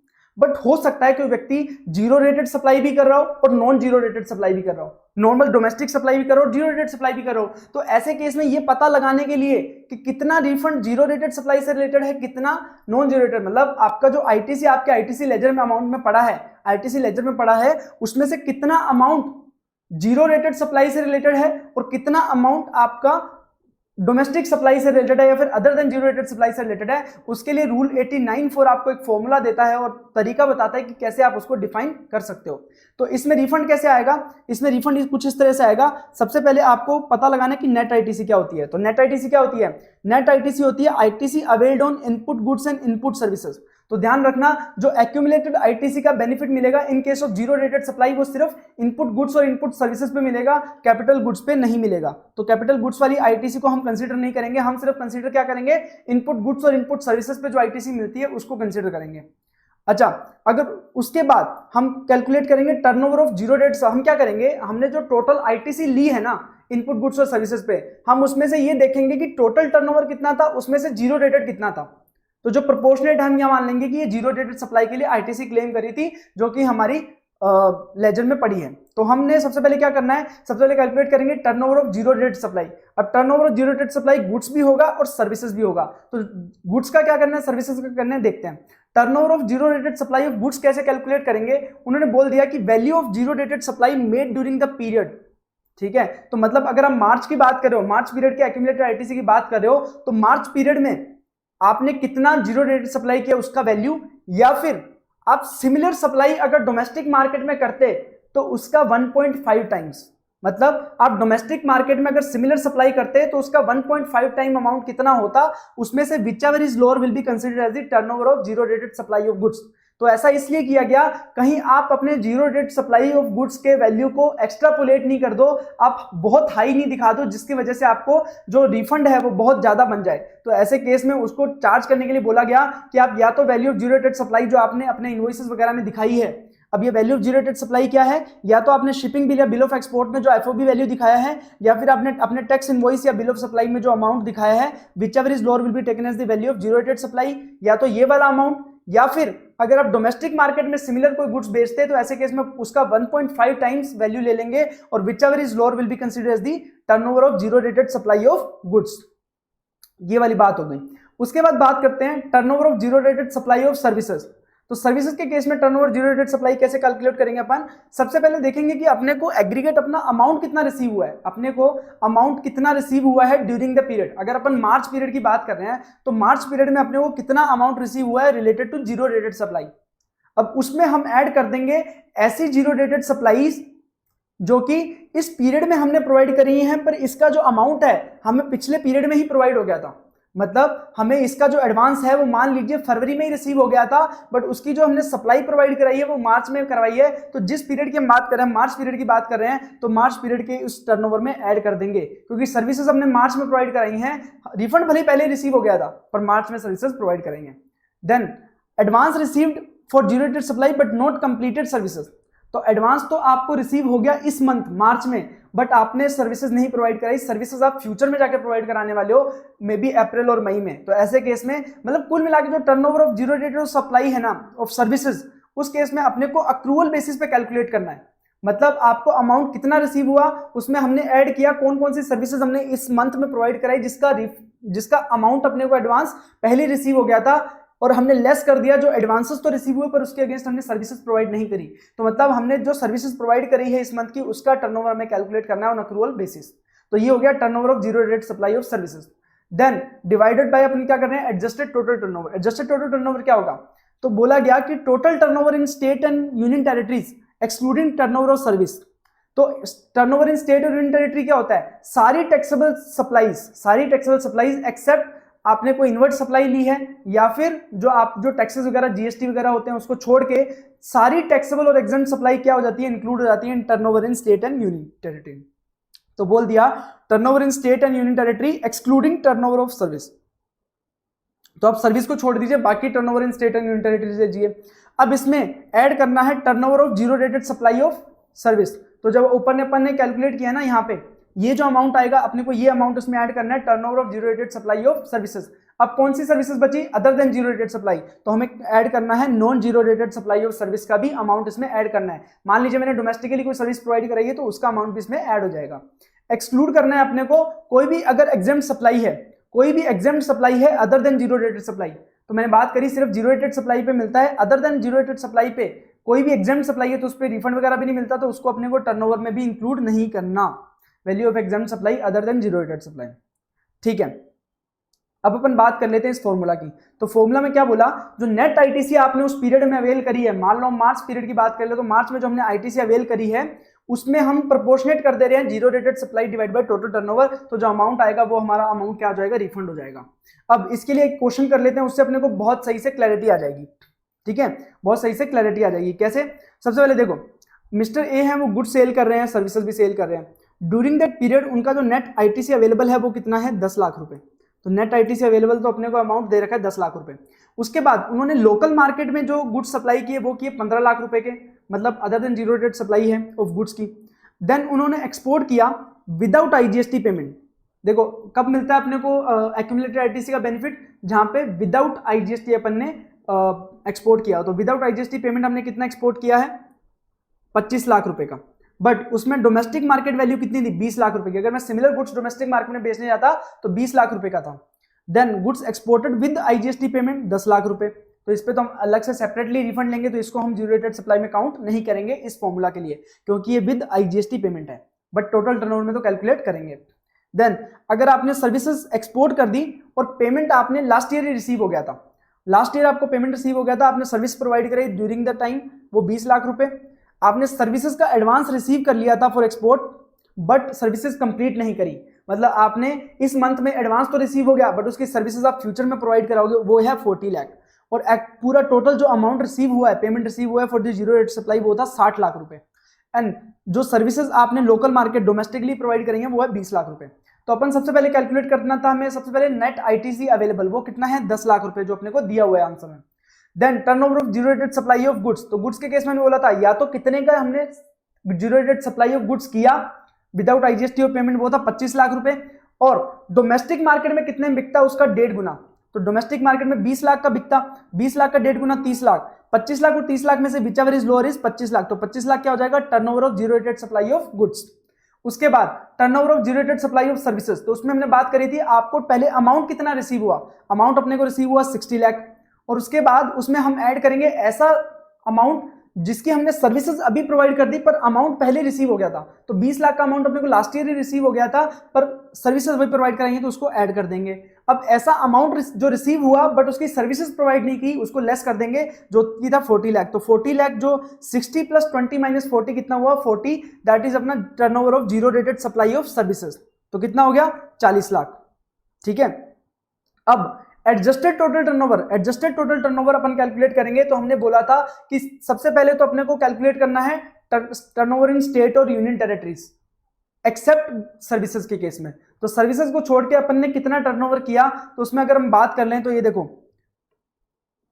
15 lakh रुपए का हमने डोमेस्टिक मार्केट में बेचा, 10 लाख रुपए का अपने विद आईजीएसटी पेमेंट किया जिसको हमने जीरो रेटेड सप्लाई में काउंट नहीं किया। देन अपन ने 25 लाख रुपए का एक सप्लाई किया गुड्स के केस में। तो 25 लाख, 10 लाख और 15 लाख, तीन चीजें तो ये आ गई। उसके बाद हमें ऐड करना है turnover of zero rated supply of services as calculated above. तो अब हमने कैलकुलेट किया था turnover zero rated supply of services कितना था, 40 लाख। तो 40 लाख अलग से ऐड कर दिया। और उसके बाद हमें ऐड करना था non zero rated supply of services. तो non zero rated supply of service कितनी थी, 20 लाख रुपए की, तो वो भी हमने ऐड कर दिया। तो अपना टोटल टर्नओवर कितना आ गया, 1 करोड़ 10 लाख। तो रिफंड आपका कितना हो जाएगा, 10 लाख जो net ITC into turnover of zero rated supply of goods and services, तो 40 lakh plus 25 lakh 65 lakh divide by adjusted total turnover 1 crore 10 lakh, तो आपका आईटीसी रिफंडेबल कितना आ जाएगा, 5,90,909। तो ये हो गया आपका आईटीसी रिफंडेबल। अब इसमें आपको एक स्पेशल पॉइंट बता देता हूं मैं, एक स्पेशल पॉइंट बता देता हूं। अब बात करी थी अपन ने जब डीम्ड एक्सपोर्ट की, तो हमने बोला था कि एक है सप्लायर राम लिमिटेड और उसने एक ईओयू को सर्विसेज प्रोवाइड कराई, ईओयू को गुड्स प्रोवाइड करे, वो है श्याम लिमिटेड। ठीक है, अब ईओयू क्योंकि श्याम लिमिटेड ईओयू है इसलिए इसे क्या माना जाएगा, डीम्ड एक्सपोर्ट। तो इन्होंने 10 लाख रुपए का सामान प्रोवाइड कराया प्लस 1,80,000 रुपए इसका टैक्स वसूल किया, टोटल 11,80,000 रुपए इन्होंने रिसीव किया। अब मेरे को एक बात बताओ, अगर आप राम लिमिटेड हो और आप एक्यूमुलेटेड आईटीसी का कैलकुलेशन कर रहे हो, ठीक है, आप सप्लायर हो, ऐसे केस में अगर रेसिपिएंट ने उसका आईटीसी ले लिया, अगर उसका आईटीसी ले लिया जो 1,80,000 रुपए आपको पे किया था, तो ऐसे केस में ये एक नॉर्मल ट्रांजैक्शन की तरह ट्रीट हो जाएगा, एक डोमेस्टिक ट्रांजैक्शन की तरह ट्रीट हो जाएगा सेल ऑफ गुड्स की। तो ऐसे केस में क्या होगा, ऐसे केस में सप्लायर तो उसका रिफंड या आईटीसी ले नहीं सकता, तो इसको नॉर्मल ट्रांजैक्शन की तरह ट्रीट करेंगे। तो इसे क्या करेंगे, इसका जो 10 लाख रुपए का जो ये टर्नओवर है ना, इसको सिर्फ हम टोटल टर्नओवर में इंक्लूड कर लेंगे, बाकी इसके रिलेटेड ना तो आईटीसी कंसीडर करेंगे ना ही इसके रिलेटेड हम ऊपर zero rated supply of turnover में कुछ इंक्लूड करेंगे। सिर्फ जो हमने टर्नओवर किया जिस पे रेसिपिएंट ऑलरेडी आईटीसी ले चुका है, तो उसे नॉर्मल ट्रांजैक्शन की तरह ट्रीट करेंगे। जैसे मान लीजिए 10 लाख रुपए का मैंने मान लो लोकल मार्केट में 15 लाख का सेल किया था ना, इसको सिर्फ मैंने इंक्लूड कहां किया था, एडजस्टेड टोटल टर्नओवर में। ऐसे ही इसको भी सिर्फ टोटल एडजस्टेड टर्नओवर में इंक्लूड करेंगे। ये क्वेश्चन में एडजस्टमेंट भी आएगा तो आप वहां पे ध्यान से आसानी से समझ सकते हो। उसके बाद अगर मान लीजिए आपके रेसिपिएंट, आप रेसिपिएंट हो, मान लीजिए अब रेसिपिएंट ने उस पे आईटीसी नहीं लिया, इन दैट केस आपको पूरा इग्नोर करना है। अगर आईटीसी नहीं लिया रेसिपिएंट ने, इन दैट केस आपको पूरा का पूरा इग्नोर करना है, उसे ना तो एडजस्टेड टोटल टर्नओवर में इंक्लूड करना है, ना जीरो रेटेड सप्लाई में इंक्लूड करना है, ना ही आईटीसी में इंक्लूड करना है। उसका सेपरेटली सप्लायर क्या ले सकता है, रिफंड ले सकता है। उसका सेपरेटली सप्लायर क्या करेगा, रिफंड ले लेगा। तो उसको पूरे को अपने को इग्नोर करना है, पूरे को इग्नोर करना है पूरे फॉर्मूले से। अब तो ये इसको जो क्वेश्चन में आपको जो आएगा उसमें 89(4)(a) 4B का रेफरेंस दिया जाएगा, डायरेक्टली लिखा आएगा 89(4)(a) और 4B रूल में ऑलरेडी रिफंड ले लिया है। अब रिफंड सप्लायर ने लिया है या रेसिपिएंट ने लिया है, ये स्पेसिफिकली क्वेश्चन में दिया गया होगा। 89(4)(a) और 4B आपको स्पेसिफिकली मेंशन किया गया होगा। उसमें डीम्ड एक्सपोर्ट शायद ना लिखा गया हो, बट 89(4)(a) 4B मेंशन किया जाएगा। इसलिए याद रखना 89(4)(a) 4B की बात हो रही है, इसका मतलब डीम्ड एक्सपोर्ट की बात हो रही है। तो ये बात हमने समझी कि हम जीरो रेटेड सप्लाई के केस में कैसे एक्यूमुलेटेड आईटीसी है उसका हम रिफंड लेंगे। अब इसमें कुछ स्पेशल बात कर लेते हैं कि अगर आप जो चीजें एक्सपोर्ट कर रहे हो, वो एक्सपोर्ट कर रहे हो और उस पर एक्सपोर्ट ड्यूटी लग रही है। एक्सपोर्ट ड्यूटी लगाने का पर्पस सिंपल होता है कि आप उन चीजों को, गवर्नमेंट उन चीजों को एक्सपोर्ट प्रमोट नहीं करना चाहती। तो अगर ऐसे किसी केस में आपको कोई रिफंड बनता है तो वो अलाउ नहीं किया जाएगा, अनयूटिलाइज आईटीसी का रिफंड अलाउ नहीं किया जाएगा। अगर किसी प्रोडक्ट पे एक्सपोर्ट ड्यूटी लगता है तो ऐसे केस में उस पर एक्यूमुलेटेड आईटीसी भी प्रोवाइड नहीं किया जाएगा, क्योंकि गवर्नमेंट उस एक्सपोर्ट को डिस्करेज करना चाहती है। तो ऐसे केस में रिफंड देने का सेंस ही नहीं बनता। हाँ, बट एक्सपोर्ट ड्यूटी तो लगती है, बट एक्सपोर्ट ड्यूटी की रेट है निल, 0। तो ऐसे केस में आइडली वो एक्सपोर्ट ड्यूटी नहीं लग रही है, ऐसे केस में आपको रिफंड अलाउ कर दिया जाएगा। ठीक है, और अगर आप रिफंड क्लेम कर लेते हो एज अ ड्रॉबैक, अगर आप as a drawback refund claim कर लेते हो ऑलरेडी जो आपने टैक्स पे किया था, तो ऐसे केस में भी आपको ये अनयूटिलाइज आईटीसी का रिफंड नहीं मिलेगा, अगर आपने ऑलरेडी एज अ ड्रॉबैक उसको क्लेम कर लिया है। सॉरी, आपके सप्लायर ने अगर उसको एज अ ड्रॉबैक क्लेम कर लिया है। देन अब एक स्पेशल कॉन्सेप्ट आता है कि अगर आप कोई गुड्स आउट ऑफ इंडिया लेके गए, ठीक है, तो उस केस में आपको क्या ट्रीटमेंट करना है। देखिए, अगर आप कोई गुड्स आउटसाइड इंडिया लेके जाते हो फॉर एग्जीबिशन और सेल और अप्रूवल बेसिस, हमने बात करी थी कि जब मैं गुड्स लेके जाता हूं एग्जीबिशन में दिखाने के लिए गुड्स लेके जाता हूं, तब तक मेरे गुड्स के अगेंस्ट कोई भी मुझे पैसा रिसीव नहीं हुआ है। मैं सिर्फ एग्जीबिशन में लेके जा रहा हूं, मेरे को पैसा तभी रिसीव होगा जब एग्जीबिशन में आने वाले लोग इसको खरीदेंगे। तो जब तक एग्जीबिशन में आने वाले लोगों ने इन गुड्स को खरीदा ही नहीं है, तब तक वहां पे कंसीडरेशन भी नहीं है। और अगर कंसीडरेशन नहीं होता तो ऐसे केस में हमारी बात जब सप्लाई चैप्टर में हुई थी कि जब तक कंसीडरेशन नहीं होगा तब तक सप्लाई भी नहीं होगा। तो ऐसे केस में अगर आप कोई गुड्स लेके जा रहे हो एग्जीबिशन में प्रेजेंट करने के लिए, तो वहां पे अभी तक कोई भी सप्लाई नहीं हुआ है, तो जब आप लेके जा रहे हो तो सप्लाई हुआ ही नहीं था। और ऐसा ही हो सकता है आपने कोई गुड्स भेजे हो सेल ऑन अप्रूवल बेसिस पे, आपने गुड्स भेजे किसी बंदे को कि आप या तो इसका सेल कर देना, अगर आप सेल नहीं कर पाए तो मेरे को गुड्स रिटर्न कर देना, और जब आपका सेल हो जाए तब आप मेरे को पैसा दे देना। तो ऐसे केस में जब आपने गुड्स सेल और अप्रूवल बेसिस पे भेजे तब तक आपको कोई भी अमाउंट रिसीव नहीं हुआ, कंसिडरेशन नहीं आया है, तो ऐसे केस में उसको क्या मानेंगे, सप्लाई नहीं मानेंगे। अगर सप्लाई ही नहीं है तो इसका मतलब भले ही आप उसको इंडिया से बाहर भी लेके जा रहे हो तो वो जीरो रेटेड सप्लाई भी नहीं कहला सकता, क्योंकि जीरो रेटेड सप्लाई क्या होता है, जीरो रेटेड सप्लाई। जब सप्लाई नहीं है तो जीरो रेटेड सप्लाई कैसे होगा, ठीक है, क्योंकि यहाँ पे कोई कंसिडरेशन ही इन्वॉल्व नहीं है। तो आप इसको लेके कैसे जाओगे, आप उसके साथ डॉक्यूमेंट के लेके जाओगे। तो हमने बात करी थी कि ऐसे केस में हमें टैक्स इनवॉइस लेके जाने की जरूरत नहीं है, आप बिल ऑफ सप्लाई लेके जा सकते हो, क्योंकि वहां पे कंसिडरेशन इन्वॉल्व नहीं है, सप्लाई नहीं है, टैक्स भी नहीं लगेगा। तो जब आप लेके गए तब आपने कोई भी टैक्स भी पे नहीं किया, क्योंकि सप्लाई ही नहीं थी, तो उस पर आईजीएसटी भी नहीं लगेगा। और आप जब लेके गए तब वो जीरो रेटेड सप्लाई भी नहीं थे, तो आपने बॉन्ड और एलयूटी भी सबमिट नहीं किया। विदाउट बॉन्ड और एलयूटी सबमिट करे ही आप आउट ऑफ इंडिया इस गुड्स को लेके गए थे, क्योंकि तब तक कोई भी सप्लाई ही नहीं था, तो ना तो इस पे आईजीएसटी लगा, ना इस पे बॉन्ड और एलयूटी आपने सबमिट किया। तो ऐसे केस में आप एक बार इंडिया से बाहर ले गए गुड्स, और अगर वो आप इंडिया से बाहर लेके गए और 6 महीने के अंदर अंदर इंडिया में वापस लेके आ गए, आपके गुड्स वहां पे सेल नहीं हुए, 6 महीने के अंदर अंदर इंडिया में वापस लेके आ गए, तो ऐसे केस में कोई भी एक्शन रिक्वायर्ड नहीं, ना तो आपने कोई टैक्स पे किया, ना ही आपका कोई रिफंड बनेगा, कोई दिक्कत वाली बात नहीं है। आप बाहर लेके गए, सप्लाई नहीं था, वापस लेके आए, कोई सप्लाई नहीं है, बात खत्म, पिक्चर क्लोज। उसके बाद दूसरी चीज, अगर आपने वो गुड्स जो बाहर लेके गए थे आपने 6 महीने के अंदर अंदर सेल कर दिए, अगर आपने सेल कर दिए तो मतलब कंसिडरेशन आ गया, कंसिडरेशन आ गया तो सप्लाई हो गई। आप जैसे ही आपको कंसिडरेशन मिलेगा आपको टैक्स इनवॉइस इशू करना पड़ेगा। एज सुन एज आप वो गुड्स सेल करोगे आपको टैक्स इनवॉइस इशू करना पड़ेगा। फिर हमने टाइम ऑफ सप्लाई चैप्टर में पढ़ा था कि अगर आपने कोई सेल और अप्रूवल बेसिस पे आपने कोई गुड्स भेजे और 6 महीने के अंदर अंदर अगर वो बिकते नहीं है, तो ऐसे केस में 6 महीने के एंड पे हम ये मान लेंगे कि आपके गुड्स हैं वो सेल हो गए, सप्लाई हो गया। तो अगर आपको मान लो 6 महीने के अंदर ना तो आपने गुड्स को सेल किया और ना ही आप गुड्स को वापस लेके आए, तो ऐसे केस में 6 महीने के एंड पे ये मान लिया जाएगा कि सप्लाई हो गया और आपको 6 महीने के एंड पे इनवॉइस इशू करना पड़ेगा, टैक्स इनवॉइस इशू करना पड़ेगा।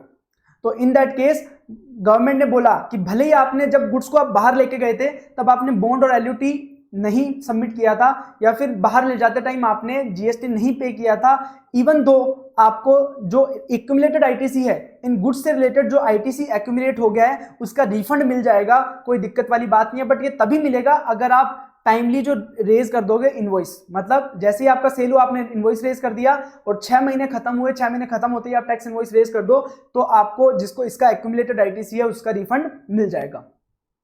ठीक है, ये बात समझता है। उसके बाद बात करते हैं accumulated ITC on account of inverted duty structure. अगर इन्वर्टेड ड्यूटी स्ट्रक्चर है उस केस में अगर आईटीसी एक्यूमुलेट हो गया तो उस केस में हम उसका रिफंड कैसे लेंगे। तो अगर इन्वर्टेड ड्यूटी स्ट्रक्चर की केस कब आता है, जब आपकी इनपुट पे टैक्स रेट है वो बहुत कम है एज कंपेयर टू आप इनपुट पे जो टैक्स रेट है वो बहुत हाई है एज कंपेयर टू आउटपुट की टैक्स रेट। ठीक है, तो ऐसे केस में तो ये किन किन, देखो सबसे पहले ये जो इन्वर्टेड ड्यूटी स्ट्रक्चर का कंसेप्ट है, ये दो चीजों पे आपको इसका बेनिफिट नहीं मिलेगा। एक तो supply of construction services under schedule 3, schedule 2 में जो अपन ने कंस्ट्रक्शन सर्विसेज पढ़ी थी, अगर वो टैक्सेबल है तो ऐसे केस में अगर उस सर्विसेज का आप सप्लाई करो तो ऐसे केस में आपको इनपुट ड्यूटी स्ट्रक्चर का बेनिफिट नहीं मिलेगा। अगर आप ऐसे इंजन बनाते हो जो कि इलेक्ट्रिसिटी से चलने वाले हैं, जो कि एक्सटर्नल सोर्स से इलेक्ट्रिसिटी लेते हैं, आपने इंजन देखे होंगे जिनके ऊपर एक इलेक्ट्रिसिटी वाला डंडा लगा होता है और बाहर से इलेक्ट्रिसिटी जारी होती है, तो वहां से वो इलेक्ट्रिसिटी लेके इंजन चलते हैं। तो अगर ऐसे इंजन बना रहे हो तो ऐसे केस में भी आपको इसका इन्वर्टेड ड्यूटी स्ट्रक्चर का बेनिफिट नहीं मिलेगा। अब रिफंड जो है इन्वर्टेड ड्यूटी स्ट्रक्चर का मिलेगा वो कैसे मिलेगा, ये हमें डिफाइन किया है रूल 89 सब रूल 5 में। 89 सब रूल 5 में बताया है कि रिफंड कैसे कैलकुलेट करना है, उसका एक फॉर्मूला दिया गया है। अब फॉर्मूला मैं आपको पहले नॉर्मली समझाने की कोशिश करता हूं, फिर मैं आपको क्वेश्चन करवा दूंगा तो उससे आपको समझ आ जाएगा। तो इसमें बोल दिया कि सबसे पहले जो आपकी जो नेट आईटीसी है और इसमें जो आईटीसी है ना वो किसका बेनिफिट मिलेगा, सिर्फ जो गुड्स पे मिली है। इनपुट गुड्स पे जो आपने आईटीसी पे किया है ना, इनपुट गुड्स पे जो इनपुट टैक्स आपने पे किया है, सिर्फ उसी का बेनिफिट मिलेगा। जब जीरो रेटेड सप्लाई की बात कर रहे थे तो अपने को गुड्स वाला भी बेनिफिट मिल रहा था और सर्विसेज वाला भी बेनिफिट मिल रहा था, यहाँ पे सिर्फ गुड्स का बेनिफिट मिलेगा। तो आपने गुड्स पे जो आईटीसी पे किया है उस पे से हमने कितना टोटल टर्नओवर किया और उसमें से इन्वर्टेड ड्यूटी वाला कितना टर्नओवर था, उसके बेसिस पे हमने प्रोपोर्शनेटली कैलकुलेट कर लिया कि इन्वर्टेड ड्यूटी स्ट्रक्चर से रिलेटेड आईटीसी कितनी बनती है। ITC related to inverted duty structure, उसमें से हमने माइनस कर दिया कि आपकी आईटीसी तो इतनी बनती है इन्वर्टेड ड्यूटी स्ट्रक्चर से रिलेटेड, बट भले ही टैक्स रेट आउटपुट पे कम है पर कुछ तो है टैक्स रेट। तो जो भी टैक्स रेट है आपने टैक्स कितना पे किया ऑन इन्वर्टेड ड्यूटी स्ट्रक्चर वाला सेल। तो इन्वर्टेड ड्यूटी स्ट्रक्चर वाले सेल पे आपने टैक्स कितना पे किया, उतना अमाउंट आप उसमें यूटिलाइज कर सकते हो आईटीसी से, इसलिए हम इसका रिफंड नहीं देंगे। तो minus tax payable on input duty structure. अब जो टैक्स आपने पे किया उसके लिए आपने दो इनपुट लिए थे, एक तो इनपुट गुड्स लिए थे, एक इनपुट सर्विसेज लिए थे।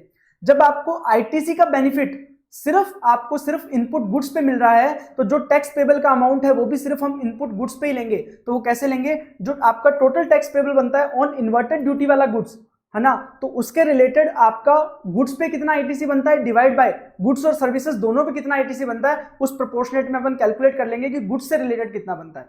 तो इसको अपन आगे जाके फॉर्मूला से समझेंगे कि कैसे क्वेश्चन सोल्व कर रहे हैं, तो उससे आपको फॉर्मूला भी समझ आएगा। अपन वापस फॉर्मूला पे आ जाएंगे क्वेश्चन करने के बाद। अब इन्वर्टेड ड्यूटी स्ट्रक्चर वाला गुड्स कैसे होता है, मान लीजिए आप 3 गुड्स सेल कर रहे हो ए बी सी, ठीक है, आप इनपुट यूज कर रहे हो, इनपुट पे रेट है 18%, ठीक है। अब जो ए का जो टैक्स रेट है वो है 28%, बी का टैक्स रेट है वो 18% और सी का जो सेल पे टैक्स रेट है वो है 5%। तो ऐसे केस में इन्वर्टेड ड्यूटी वाला कौन सा गुड्स हुआ, ए पे तो 28% लग रहा है आउटपुट पे जो कि मोर देन इनपुट है, तो ऐसे केस में ये नहीं हुआ, 18% भी उसके बराबर है। अब 5% जब आउटपुट पे टैक्स रेट कम होता है देन द इनपुट, तो ऐसे केस में उसे क्या बोलते हैं, इन्वर्टेड ड्यूटी स्ट्रक्चर। तो सी क्या हो जाएगा, इन्वर्टेड ड्यूटी वाला प्रोडक्ट। अब हमें सबसे पहले फॉर्मूला में एक तो नेट आईटीसी लेना है। नेट आईटीसी क्या होता है, नेट आईटीसी बोला गया है कि ITC availed on inputs during the relevant period, सिर्फ इनपुट गुड्स पे, सर्विसेज इसमें कवर नहीं होंगी, कैपिटल गुड्स इसमें कवर नहीं होंगे, सिर्फ इनपुट्स पे कितना आपको आईटीसी मिला है वो हम इसमें लेंगे।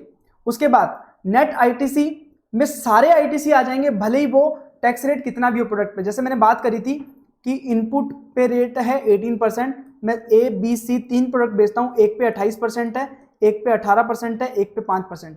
तो हम भले ही ए बी सी के कितने ही रेट हों, हम पूरा का पूरा इनपुट टैक्स क्रेडिट अवेल्ड लेंगे।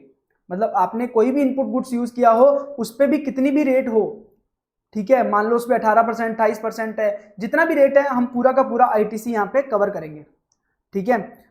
उसके बाद हमें कैलकुलेट करना है, देखो सबसे पहले हमने नेट आईटीसी कैलकुलेट किया, फिर इन्वर्टेड ड्यूटी वाली जो सप्लाई है उसका टर्नओवर हमें पता लग जाएगा कि कौन से गुड्स का, मान लो सी गुड्स को हमने कितना सेल किया है उसका टर्नओवर ले लेंगे, divided by adjusted total turnover. Adjusted total turnover वैसे ही कैलकुलेट होगा जैसा हमने रूल 89 सब रूल 4 में कैलकुलेट किया था। तो रूल 89 सब रूल 4 में जैसे एडजस्टेड टोटल टर्नओवर कैलकुलेट किया था वैसे ही यहाँ पे भी कैलकुलेट किया जाएगा। तो हम अब इसके लिए एक ना एग्जांपल कर लेते हैं, तो अपने को फॉर्मूला भी समझ आ जाएगा और क्या कंसेप्ट है वो भी समझ आ जाएगा। देखो एबीसी लिमिटेड है, एक इलेक्ट्रॉनिक मैन्युफैक्चरर है, इलेक्ट्रॉनिक मैन्युफैक्चरर है। तो ये आउटवर्ड सप्लाई करता है इक्विपमेंट ए की, इक्विपमेंट बी की। इक्विपमेंट ए पे रेट है 12%, इक्विपमेंट बी पे रेट है 28%, ठीक है। उसके लिए पार्ट एक्स परचेज करता है और पार्ट वाई परचेज करता है। पार्ट एक्स पे रेट है 28%, पार्ट वाई पे रेट है 5%, ठीक है। तो ऐसे में अब मेरे को एक बात बताओ, जो इक्विपमेंट ए है, इक्विपमेंट ए है उस पे रेट कितना है 12% और इक्विपमेंट बी है उस पे रेट है 28% और उसके लिए जो पार्ट्स यूज कर रहे हैं उस पे रेट है 28% और 5%। तो ऐसे केस में आपका इन्वर्टर ड्यूटी वाला प्रोडक्ट कौन सा हुआ, इक्विपमेंट ए, क्योंकि इसके आउटपुट पे 12% की रेट है और इनपुट पे 28% की रेट है। तो ऐसे केस में आउटपुट पे रेट है लेस देन इनपुट, तो ऐसे केस में उसे क्या बोलेंगे, इन्वर्टर ड्यूटी सप्लाई। तो इन्वर्टर ड्यूटी सप्लाई कौन सी हुई, 1 करोड़ की ये वाली, ठीक है। अब उसके बाद इनपुट सर्विसेज भी ली है हमने 20 लाख की 5% की रेट से, कैपिटल गुड्स भी परचेज की हैं। तो सबसे पहले नेट आईटीसी हम सिर्फ क्या करेंगे, इनपुट गुड्स। अब इनपुट गुड्स सारे कवर करेंगे, भले इन्वर्टेड ड्यूटी सप्लाई वाले हो, भले कोई भी हो। तो एक तो अपने 80 लाख रुपए के परचेज किए एट द रेट 28% की रेट पे, और 10 लाख रुपए परचेज किए 5% की रेट पे। तो ये टोटल आपका आईटीसी आया 22,90,000 रुपए। ये आपका टोटल आईटीसी अवेल्ड हो गया। उसके बाद turnover of inverted rate supply हमने बोला 1 करोड़ रुपए, क्योंकि प्रोडक्ट जो ए है वो इन्वर्टेड ड्यूटी सप्लाई है, तो उसका जो टर्नओवर है वो 1 करोड़ है। टोटल एडजस्टेड टर्नओवर कितना हुआ, 1 करोड़ प्लस 25 लाख, दो ही टर्नओवर है तो दोनों को मिला देंगे कितना हो जाएगा, 1 करोड़ 25 लाख। और हमने total of input and input services, जो हमने फॉर्मूला में आगे की बात करी थी, ITC availed on input and input services, ठीक है। तो क्या हो जाएगा, input and input service. Input पे तो आईटीसी कितनी थी, 22,90,000। अब उसमें हम सर्विसेज का भी ऐड कर देंगे। सर्विसेज हमने ली है 20 लाख रुपए की, रेट है 5%, तो 1 लाख रुपए क्या हो गया सर्विसेज पे, तो टोटल कितना हो गया 2390। अब अपन बात करते हैं, अब फॉर्मूला लगा देते हैं। सबसे पहले नेट आईटीसी, नेट आईटीसी कितना था 22,90,000 into inverted duty supply 1 crore divide by adjusted total turnover 1.25 crore, तो ये आ गया 18,32,000। अब इसमें से हम माइनस करेंगे कितना हमने टैक्स पे किया on inverted duty structure. Inverted duty structure पे अपन ने 1 करोड़ का सप्लाई किया था आउटवर्ड सप्लाई, और 12% की रेट थी, मतलब 12 लाख रुपए पे किया। अब जो मैंने 12 लाख रुपए पे किया ना, 12 लाख रुपए आउटपुट सप्लाई पे किया, उसके लिए मैंने 2 इनपुट लिए थे, एक तो इनपुट गुड्स लिए थे, एक इनपुट सर्विसेज लिए थे। जब मैं बेनिफिट ही सिर्फ इनपुट गुड्स पे ले रहा हूं, तो जो मैंने आउटपुट टैक्स पे किया था वो सिर्फ इनपुट गुड्स से रिलेटेड कितना था, वो मुझे कैलकुलेट करने के लिए क्या करना पड़ेगा, इनपुट गुड्स का ITC divide by total ITC. Total ITC मतलब इनपुट गुड्स और सर्विसेज दोनों का आईटीसी। तो गुड्स का आईटीसी कितना था 22,90,000 और टोटल आईटीसी कितना था 23,90,000। तो मैंने 12 लाख को इंटू किया 22,90,000 डिवाइड बाय 23,90,000, तो ये आएगा 11,49,800। और अगर मैंने कितना अमाउंट मेरा 18,32,000 में से 11,49,800 में लेस करता हूँ एज पर फॉर्मूला, तो मेरा अमाउंट आ जाएगा 682,200। ये मेरा क्या आ जाएगा, रिफंड अमाउंट आ जाएगा, ठीक है। तो ऐसे कुछ इस तरीके से कैलकुलेट करेंगे। तो ध्यान रखेंगे हमने कैसे कैलकुलेट किया, हमने कैलकुलेट किया टर्नओवर ऑफ, हमने सबसे पहले नेट आईटीसी को टर्नओवर के बेसिस पे प्रोपोर्शनेट किया कि इन्वर्टेड ड्यूटी से रिलेटेड कितना है, उसमें से हमने माइनस किया इन्वर्टेड ड्यूटी से रिलेटेड कितना टैक्स पे किया, और उसको प्रोपोर्शनेट किया कि हमने गुड्स की आईटीसी के प्रोपोर्शन में कितना टैक्स पे किया है, ठीक है। ये बात होती है। अब एक और रेस्ट्रिक्शन लगा दिया गवर्नमेंट ने, एक और रेस्ट्रिक्शन लगा दिया कि जितना आपका रिफंड बनता है उसमें से आप मैक्सिमम कितना रिफंड ले पाओगे।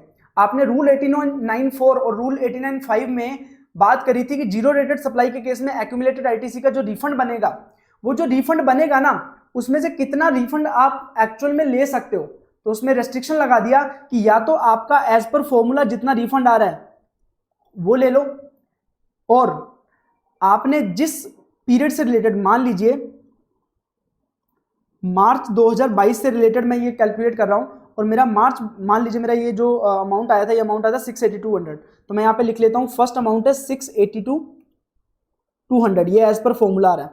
अब मैंने ये कैलकुलेशन किया था मार्च 22 के लिए, तो मार्च 22 की मैं फाइल करूंगा रिटर्न अप्रैल 22 में, तो अप्रैल 2022 में जब मैं रिटर्न फाइल कर दूंगा, जिस पीरियड से रिलेटेड मैं ये कैलकुलेशन कर रहा हूं उसकी जो मैं रिटर्न फाइल करूंगा, रिटर्न फाइल करने के बाद मेरा आईटीसी बैलेंस कितना बचेगा वो मेरे को देखना है। मान लीजिए वो बचा मेरा 5 लाख रुपए, यहां पे मैं लिख लेता हूं 5 लाख रुपए। उसके बाद तीसरी चीज, जब मैं रिफंड के लिए अप्लाई कर रहा हूं, रिफंड के लिए अप्लाई मान लो मैं कर रहा हूं सितंबर 2022 में, क्योंकि मेरे पास 2 साल है रिफंड का अप्लाई करने के लिए, मैंने सितंबर में किया, तो सितंबर में जब मैंने रिफंड के लिए अप्लाई किया तब मेरा आईटीसी बैलेंस कितना था, मान लीजिए आईटीसी बैलेंस तब था 3,50,000 रुपए। तो लोअर ऑफ द अबव, मतलब इन तीनों में से सबसे lowest amount will be considered as the आपका रिफंड, तो आपको 3,50,000 रुपए का ही क्या मिलेगा, रिफंड मिलेगा, ना कि 6,82,200 का। तो ये अमाउंट आपको क्लियरली दिए होंगे क्वेश्चन में, अगर नहीं भी दिए हो तो मैंने कंसेप्ट आपको बता दिया है। तीनों में से जो भी लोअर ऑफ द अमाउंट होगा उसको क्या करेंगे हम, रिफंड मिलेगा, उससे ज्यादा का रिफंड नहीं मिलेगा। तो ये तो बात हो गई एक्यूमुलेटेड आईटीसी की। तो मेजरली जो क्वेश्चंस आते हैं ना अपने न्यूमेरिकल क्वेश्चन आते हैं, तो वो या तो एक्यूमुलेटेड आईटीसी से रिलेटेड आते हैं, जो कि जीरो रेटेड सप्लाई वाला हो या फिर इन्वर्टेड ड्यूटी सप्लाई वाला हो। तो इसको ध्यान से देख लीजिएगा, विद एग्जांपल अच्छे से करके देखिएगा। Then refund of advance tax deposited by the CTP and RTP, हमने बात करी थी कि जब भी सीटीपी कैजुअल टैक्सेबल पर्सन या non resident taxable person apply करेंगे रजिस्ट्रेशन के लिए, तो उनको एक एडवांस टैक्स पे करना पड़ेगा, और अगर बाद में जब वो बिजनेस करते हैं और उनका लायबिलिटी उतना नहीं आता है जितना उन्होंने एडवांस टैक्स पे किया था, क्योंकि एडवांस टैक्स तो उन्होंने एस्टिमेटेड बेसिस पे किया था, तो जो बचेगा अमाउंट वो उनको रिफंड कर दिया जाएगा अगर उन्होंने सारी की सारी रिटर्न फाइल कर दी है। जो भी उनकी रिक्वायरमेंट थी रिटर्न फाइल करने की, वो रिटर्न फाइल कर दी है और लास्ट रिटर्न में वो क्लेम कर सकते हैं अपना रिफंड का अमाउंट। जो उनकी एक लास्ट रिटर्न होती है, जब आप बिजनेस क्लोज करके वहां से जाओगे तो ऐसे केस में आप एक लास्ट रिटर्न फाइल करोगे, लास्ट रिटर्न फाइल करते टाइम आप उसमें रिफंड क्लेम कर सकते हो। अब बात आती है रिफंड टू यूएन बॉडीज और एम्बेसीज की। जो यूएन बॉडीज यहाँ पे इंडिया में काम कर रही हैं या फिर जो उनकी स्पेशलाइज एजेंसीज हैं या फिर एम्बेसीज हैं, मान लो ऑस्ट्रेलिया की एम्बेसी है वो यहाँ पे काम कर रही है, वहाँ पे डिप्लोमेटिक्स काम कर रहे हैं, तो जो डिप्लोमेट्स काम कर रहे हैं ना, या फिर वो एम्बेसीज जो भी इनपुट सर्विसेज ले रही हैं या इनपुट सर्विसेज या गुड्स ले रही हैं, मतलब जो भी इनवर्ड सप्लाईज ले रहे हैं, उस पर उनको जो भी उन्होंने इनपुट टैक्स पे किया है उसका रिफंड मिल जाएगा। क्योंकि हम नहीं चाहते कि कोई व्यक्ति अगर यहाँ पे इंडिया में आके यूएन वाला काम कर रहा है या फिर डिप्लोमेसी काम कर रहा है तो उनको टैक्स पे करना पड़े, क्योंकि हम भी अगर वहाँ पे जाएंगे एज अ डिप्लोमेट या फिर एज अ एम्बेसी में काम करते हुए लोग, तो हमें भी वहाँ पे टैक्स पे नहीं करना पड़ता। तो ये क्विड प्रो क्यों होता है, तो ऐसे केस में अगर वो यहाँ पे आए हैं तो उनको भी रिफंड मिल जाएगा, उन्होंने जो भी टैक्स पे किया है। तो वो कब तक क्लेम कर सकते हैं, जिस क्वार्टर में मान लीजिए जन टू मार्च क्वार्टर में जो भी इन्होंने इनवर्ड सप्लाईज ली हैं, तो 31 मार्च एंड ऑफ द क्वार्टर से 2 साल तक वो क्लेम कर सकते हैं। 2 years from the last date of quarter in which supply received. ठीक है, कौन कौन कर सकता है, उनके नाम दिए गए, सारे याद करने की जरूरत नहीं है, सिर्फ इतना ध्यान रखो यूनाइटेड नेशंस की कोई एजेंसी हो सकती है या फॉरेन डिप्लोमेटिक मिशन और काउंसलर हो सकते हैं, मतलब डिप्लोमेट्स हो सकते हैं।